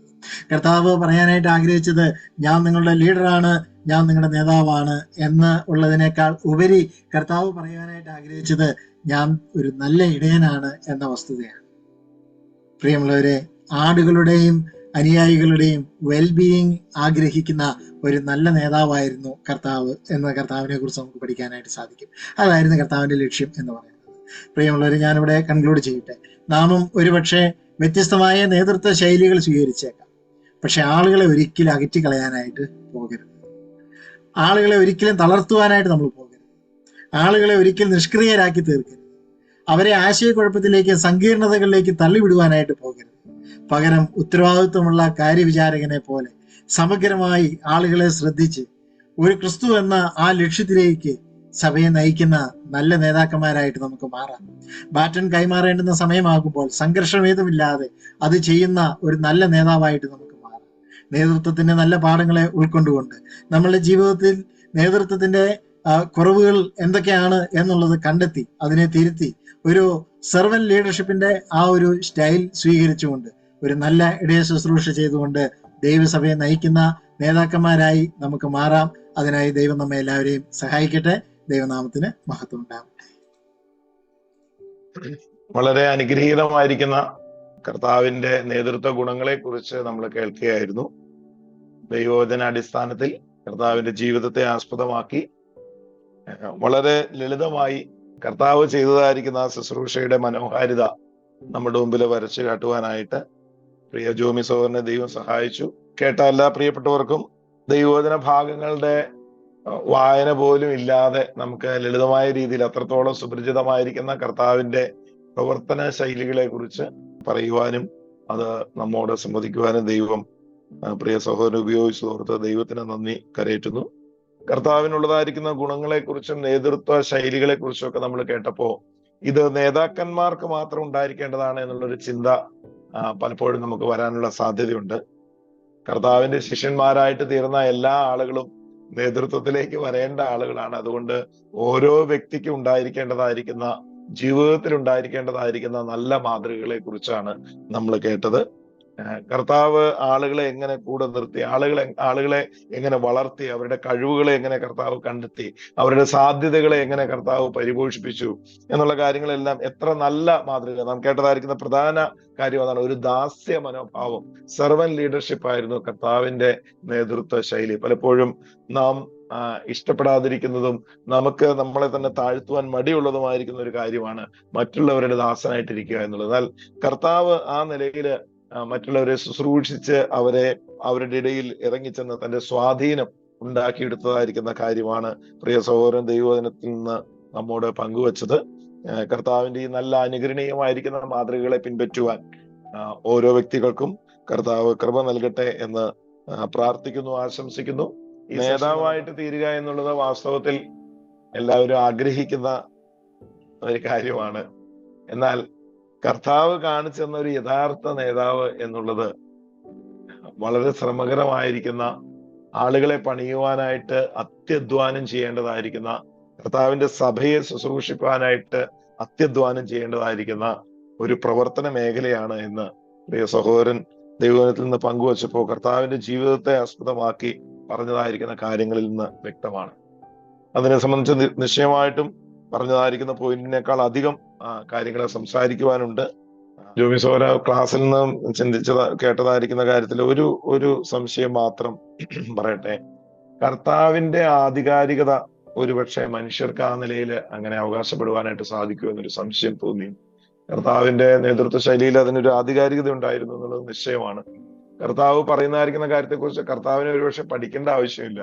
എന്നാൽ മനുഷ്യരായിരിക്കുന്ന നേതൃത്വത്തിന് പഠനം ആവശ്യമാണ്. ആ നിലയിൽ അത് എത്രത്തോളം നമുക്ക് അതൊന്ന് അല്പം കൂടി ഒന്ന് വിശദീകരിക്കാനായിട്ട് ശ്രമിക്കാം. കർത്താവിന്റെ ആധികാരികതയെ കുറിച്ച് പറഞ്ഞപ്പോ ആ പോയിന്റിൽ ഞാൻ പറഞ്ഞിരുന്നു, കർത്താവിന്റെ അത്ര ആധികാരികത നമുക്ക് അവകാശപ്പെടുവാനായിട്ട് സാധിക്കില്ല എന്ന് ഞാൻ പറഞ്ഞു. എന്നാൽ നമ്മളുടെ ആധികാരികത എന്ന് പറയുന്നത് ദൈവത്തിന്റെ വചനം നമുക്ക് നൽകുന്ന ബോധ്യത്തിന്റെയും അല്ലെങ്കിൽ ദൈവത്തിന്റെ വചനത്തിലുള്ളതായിരിക്കുന്ന നമ്മളുടെ പരിജ്ഞാനത്തിന്റെ അടിസ്ഥാനത്തിൽ മാത്രമുള്ള ഒരു ആധികാരികതയെ നമുക്കുണ്ടാവുകയുള്ളൂ. അപ്പൊ അതുകൊണ്ടാണ് ഞാൻ ആ പോയിന്റിൽ പറഞ്ഞപ്പോൾ കുറച്ചുകൂടി ഊന്നൽ കൊടുത്തത്. ദൈവത്തിന്റെ വചനം നമ്മൾ കൂടുതൽ പഠിക്കണം, നമ്മൾ കൂടുതൽ പ്രാർത്ഥിക്കണം. അപ്പൊ ഈ രണ്ട് കാര്യങ്ങളാൽ ഏത് പ്രശ്നങ്ങളെ സംബന്ധിച്ചുള്ളതായിരിക്കുന്ന ഒരു ജ്ഞാനം, അറിവ് നമുക്ക് നേടുവാനായിട്ട് സാധിക്കും. അതിന്റെ വെളിച്ചത്തിൽ വേണം നമ്മൾ നേതൃത്വ ശുശ്രൂഷ ചെയ്യുവാനായിട്ട് എന്ന് പറഞ്ഞു. അപ്പോ അങ്ങനെ ചെയ്യുമ്പോൾ നമുക്ക് ഒത്തിരി കാര്യങ്ങളൊക്കെ മാറ്റി പറയേണ്ടതായിട്ടൊന്നും വരികയില്ല. എന്നാൽ ഈ പഠനത്തിലുള്ളതായിരിക്കുന്ന വളർച്ചയുണ്ട്, അതിനെക്കുറിച്ചല്ലല്ലോ നമ്മളിവിടെ പറയുന്നത്. ഈ ശൈലികളിലും നിലപാടുകളിലും ഉള്ളതായിരിക്കുന്ന മാറ്റങ്ങൾ വരുന്നതിനെ കുറിച്ചാണ് പറഞ്ഞത്. അപ്പം നാം ആദ്യം ചെയ്യേണ്ടത് ദൈവത്തിന്റെ വചനത്തിൽ മുമ്പാകെ ഇരുന്ന് പഠിച്ച് പ്രാർത്ഥിച്ച് ഓരോ വിഷയങ്ങളെ സംബന്ധിച്ചാണെങ്കിൽ അങ്ങനെ, അല്ലെങ്കിൽ പ്രശ്നങ്ങളെ സംബന്ധിച്ചാണെങ്കിൽ ആ പ്രശ്നത്തെ സംബന്ധിച്ച് അതിന്റെ വിശദമായിട്ടുള്ള കാര്യങ്ങൾ നമ്മൾ പഠിച്ച് മനസ്സിലാക്കി അതിനുശേഷം വേണം നമ്മളൊരു പ്രസ്താവന നടത്തുവാനായിട്ട്, അല്ലെങ്കിൽ ഒരു ആലോചന പറഞ്ഞു കൊടുക്കുവാനായിട്ട് എന്ന ഒരു കാര്യമാണ് അതിനെക്കുറിച്ച് പറഞ്ഞത്. അപ്പോൾ കർത്താവിന്റെ അതേ ആധികാരികത നമുക്കുണ്ടെന്നുള്ള അർത്ഥത്തിലല്ല അതിനെക്കുറിച്ച് പറഞ്ഞത്. അനീഷ് സാറ് സൂചിപ്പിച്ച പോലെ കർത്താവിന്റെ സ്വഭാവവും കർത്താവിന്റെ ദൈവത്വവും എല്ലാം നമ്മൾ ചിന്തിക്കണം. നമുക്ക് ആ നിലയിലുള്ളതായിരിക്കുന്ന ആധികാരികത നമുക്ക് ഒരിക്കലും ആ നിലയിൽ ഉണ്ടാകാനായിട്ട് സാധിക്കുകയില്ല. എന്നാൽ ദൈവവചനത്തിലുള്ള നമ്മളുടെ പരിജ്ഞാനം, ദൈവവചനത്തിലുള്ളതായിരിക്കും നമ്മുടെ പ്രാഗൽഭ്യം വർദ്ധിക്കുന്നതനുസരിച്ച് നമ്മുടെ ആധികാരികതയെ നമുക്ക് വർദ്ധിപ്പിക്കാനായിട്ട് സാധിക്കും. നേതൃത്വത്തെ ഒരുപക്ഷെ തെറ്റായിട്ട് ദുർവ്യാഖ്യാനം ചെയ്യപ്പെടുന്നത് ലോകത്തിലെ നാം കാണുന്നതായിരിക്കുന്ന മറ്റ് സംഘടനകളിലോ രാഷ്ട്രീയ പാർട്ടികളിലോ ഉള്ളതായിരിക്കുന്ന നേതൃത്വത്തിന്റെ ഒരു അതിപ്രസരം, അല്ലെങ്കിൽ ആ ഒരു നേതാവിനെ കണ്ടിട്ട് ഒരുപക്ഷെ അങ്ങനെയുള്ള അപകടങ്ങളാണോ ആത്മീയ ശുശ്രൂഷയിൽ പല ആളുകളും ഒരു നേതാവ് എന്നുള്ള നിലയിൽ കോപ്പി ചെയ്യാനായിട്ട് ശ്രമിക്കാൻ പറ്റുന്ന അപകടങ്ങളാണോ? ലോകത്തിന്റെ ഒരു സ്വാധീനം ഈ മേഖലയിൽ കൂടുതലുണ്ട് എന്ന് തോന്നുന്നു. കർത്താവ് പഠിപ്പിച്ച നേതൃത്വവും ലോകത്തിൽ കാണുന്ന നേതൃത്വവും എൻറ്റയർലി ഡിഫറെന്റ് ആണ്. അമേരിക്കൻ ക്രിസ്തീയതയെ കുറിച്ച് പഠിച്ചിട്ടുള്ള ചില ആളുകൾ അതിനെക്കുറിച്ച് പറഞ്ഞത് ഞാനിങ്ങനെ വായിച്ചു. ഞാനിവിടെ പറഞ്ഞില്ല എന്നുള്ളത് ഞാൻ എഴുതി വെച്ചിട്ടുണ്ടായിരുന്നു. അപ്പൊ അവര് അതിനെക്കുറിച്ച് ഇങ്ങനെ പഠിച്ച ആളുകൾ പറഞ്ഞത്, ക്രിസ്തീയതയ്ക്ക് പറ്റിയൊരു വലിയ അപകടം എന്ന് പറയുന്നത് ലോകത്തിന്റെ, അല്ലെങ്കിൽ അവർ ഉപയോഗിച്ചിരിക്കുന്ന വാക്ക് ബിസിനസിന്റെ എന്നാണ്, ബിസിനസിന്റെയും മറ്റും മാനേജ്മെന്റ് പ്രിൻസിപ്പിൾസ് ക്രിസ്തീയവൽക്കരിച്ച് സഭകളിലേക്ക് കൊണ്ടുവന്നു എന്നുള്ളതാണ് വലിയ അപകടം എന്ന് പറയുന്നത്. അപ്പോ ദൈവത്തിന്റെ വചനം എന്ത് പഠിപ്പിക്കുന്നു എന്നുള്ളതിനേക്കാൾ ഉപരി ഈ ആളുകളെ കയ്യിലെടുക്കാനും ആളുകളെ സ്വാധീനിക്കാനുമുള്ള മറ്റ് ആളുകൾ പറയുന്ന, ദൈവവചനത്തിന്റെ അടിത്തറ ഇല്ലാതെ പറയുന്ന ആളുകളുടെ തത്വങ്ങളും ആശയങ്ങളും ഉൾക്കൊണ്ടുകൊണ്ട് അതിനെ ഒന്ന് മോഡിഫൈ ചെയ്ത് ദൈവവചന പ്രകാരമുള്ളതാണെന്ന് വരുത്തി തീർത്തുകൊണ്ടൊക്കെ ചെയ്യുന്ന ചില രീതികളുണ്ട്. ആ രീതികളുടെ അപകടത്തിലേക്കാണ് ചില എഴുത്തുകാരൊക്കെ വിരൽ ചൂണ്ടിയിട്ടുണ്ട്. അപ്പോൾ അതുകൊണ്ടാണ് ഒരുപക്ഷെ കർത്താവിന്റെ പൗലോസ് പറഞ്ഞൊരു പ്രസ്താവനയുണ്ട്, നിങ്ങളിൽ ജ്ഞാനികൾ ഏറെയില്ല കുലീനന്മാർ ഏറെയില്ല എന്ന് പറയുമ്പോൾ ലോകത്തിന്റെ കാഴ്ചപ്പാടിൽ അങ്ങനെ വലിയ പ്രഗത്ഭരായിട്ടുള്ള ആളുകളില്ല. പക്ഷേ ദൈവസഭയെ നയിക്കാനായിട്ട് കർത്താവ് തിരഞ്ഞെടുത്ത ആളുകളൊക്കെ ലോകത്തിന്റെ കാഴ്ചയിൽ വലിയ പ്രഗത്ഭരായിട്ടുള്ള ആളുകളല്ലെങ്കിലും ലോകത്തിലുള്ള ഏത് പ്രഗത്ഭനെയും കടത്തിവെട്ടാൻ സാധിക്കുന്ന നിലയിലുള്ള കഴിവും സാധ്യതയുമാണ് ദൈവം അവർക്ക് നൽകിയത്.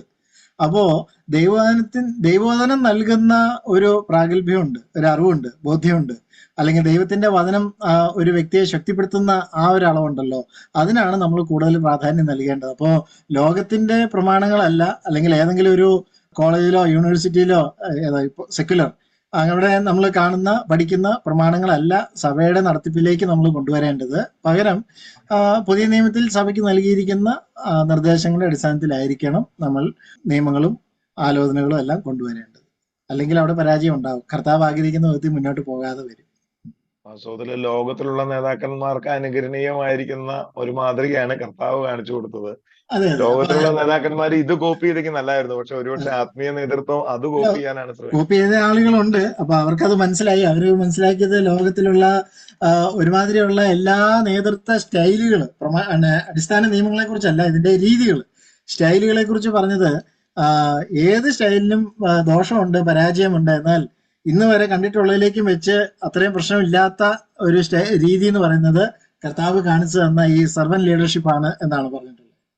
അപ്പൊ അതിനെക്കുറിച്ച് പറയുന്നത് ഏറ്റവും നല്ല നേതൃത്വ ശൈലി എന്ന് പറയുന്നത് ഈ ഒരു നേതൃത്വ ശൈലിയാണ്. കാരണം അധികാരം നടത്തുകയല്ല, എന്നാൽ അധികാരം ഉണ്ട്, അതോടൊപ്പം തന്നെ അധികാരം എന്താണെന്നുള്ളത് പ്രവർത്തിച്ച് കാണിച്ചു കൊടുക്കുക, ചെയ്ത് കാണിച്ചു കൊടുക്കുക. ഇപ്പൊ കർത്താവിന്റെ മാതൃക നമ്മൾ അപ്പോസ്തല പ്രവൃത്തി ഞാൻ ആദ്യം പറഞ്ഞിരുന്നല്ലോ, കർത്താവ് ചെയ്തും ഉപദേശിച്ചും തുടങ്ങിയെന്ന് പറഞ്ഞു. അപ്പൊ ആദ്യം ചെയ്ത് കാണിച്ചു കൊടുത്തു. അപ്പോൾ ക്രിസ്തീയ നേതൃത്വ ശൈലിയുടെ പ്രത്യേകത എന്ന് പറയുന്നത് അതാണ്. ആദ്യം ആ പറയുന്ന ആള് തന്നെ, അല്ലെങ്കിൽ നേതാവ് തന്നെ അത് ചെയ്ത് കാണിച്ചു കൊടുക്കുക. ചെയ്ത് കാണിച്ചു കൊടുത്തിട്ട് വേണം അത് ചെയ്യാനായിട്ട് മറ്റുള്ളവരോട് ആവശ്യപ്പെടുക. അപ്പൊ നമ്മൾ ഈ നേതൃത്വ ശുശ്രൂഷകളെ കുറെ കൂടി ഗൗരവമായിട്ട് കണ്ടെങ്കിൽ മാത്രമേ ഈ നിലയിലുള്ള കാര്യങ്ങളൊക്കെ ചെയ്യാനായിട്ട് സാധിക്കുകയുള്ളൂ. ഇപ്പൊ ഒരു സഭയാണല്ലോ ഇങ്ങനെയൊക്കെ പോയാൽ മതി എന്നൊക്കെ വിചാരിച്ച് നമ്മൾ നിസ്സാരമായിട്ട് കണ്ടു കഴിഞ്ഞാൽ അതിന്റെ പരാജയവും അവിടെ ഉണ്ടാവും എന്നുള്ളത് നമ്മൾ മനസ്സിലാക്കിയിരിക്കണം. ഒന്നാമത് പറഞ്ഞ പോയിന്റ് വളരെ വളരെ ആകർഷകമായിട്ട് തോന്നി. ആളുകളെ വിലമതിക്കുന്ന നേതൃത്വ ശൈലി. നമ്മൾ വേറെ എവിടെ നോക്കിയാലും നേതാവ് ആകുന്നത് വരെയാണ് അണികൾക്ക് പ്രാധാന്യം. പ്രാധാന്യം. നേതാവായി കഴിഞ്ഞാൽ പിന്നെ അണികളെ മനസ്സിലാക്കാത്ത, അല്ലെങ്കിൽ ആടുകളെ അറിയാത്ത ഇടയന്മാർ. കർത്താവ് ആടിനെ അറിയുന്ന ഇടയനായിരുന്നു എന്നുള്ള ഒരു നല്ല പിന്നെ ഈ സഭയിലെ ആളുകളില്ലാതെ നമ്മൾ എങ്ങനെ മേയ്ക്കുന്നേ? ആടുകളെ കൂടെ നിർത്താതെ നമുക്ക് ഒരിക്കലും സഭയെ ഒരു ലക്ഷ്യത്തിലേക്ക് കൊണ്ടുപോകാൻ സാധിക്കുന്നില്ല. കർത്താവ് കാണിച്ചു തന്ന പോലെയുള്ള ഒരു നേതാവാകാനായിട്ട് ആളുകൾ ഭയപ്പെടും. അതെ അതെ. ആളുകള് നേതാവാകാനായിട്ട് ഭയപ്പെടും. യഥാർത്ഥത്തിൽ കർത്താവ് കാണിച്ചു തന്ന നേതൃത്വം എന്ന് പറയുന്നത് എത്ര സഭകളുടെ ഇടയിലും സ്വന്തം ജീവിതത്തിൽ എത്ര കഠിന അധ്വാനം ചെയ്യേണ്ടതും എത്ര ഭയത്തോടെ കാണേണ്ടതുമായിരിക്കുന്ന ഒരു കാര്യമാണ്. കർത്താവിന്റെ നേതൃത്വ ശൈലിയെ കുറിച്ച് ആർക്കും സംശയമില്ല എന്നുള്ളത് വളരെ നമ്മളെ സന്തോഷിപ്പിക്കുന്ന ഒരു കാര്യമാണ്. എന്നാല് അത് എത്രത്തോളം നമ്മുടെ ജീവിതത്തിൽ നമ്മൾ പ്രായോഗികമാക്കുന്നുണ്ട് എന്നുള്ളതിലാണ്. ഇതിനെക്കുറിച്ച് ഒരു പരീക്ഷ നടത്തിയ ഒരുപക്ഷെ നമ്മളെല്ലാം വിജയിക്കും. എന്നാലും ജീവിതത്തിലൂടെ അത് തെളിയിക്കാനായിട്ട് പറയുമ്പോൾ പലപ്പോഴും നമ്മൾ പരാജയപ്പെടുകയാണ്.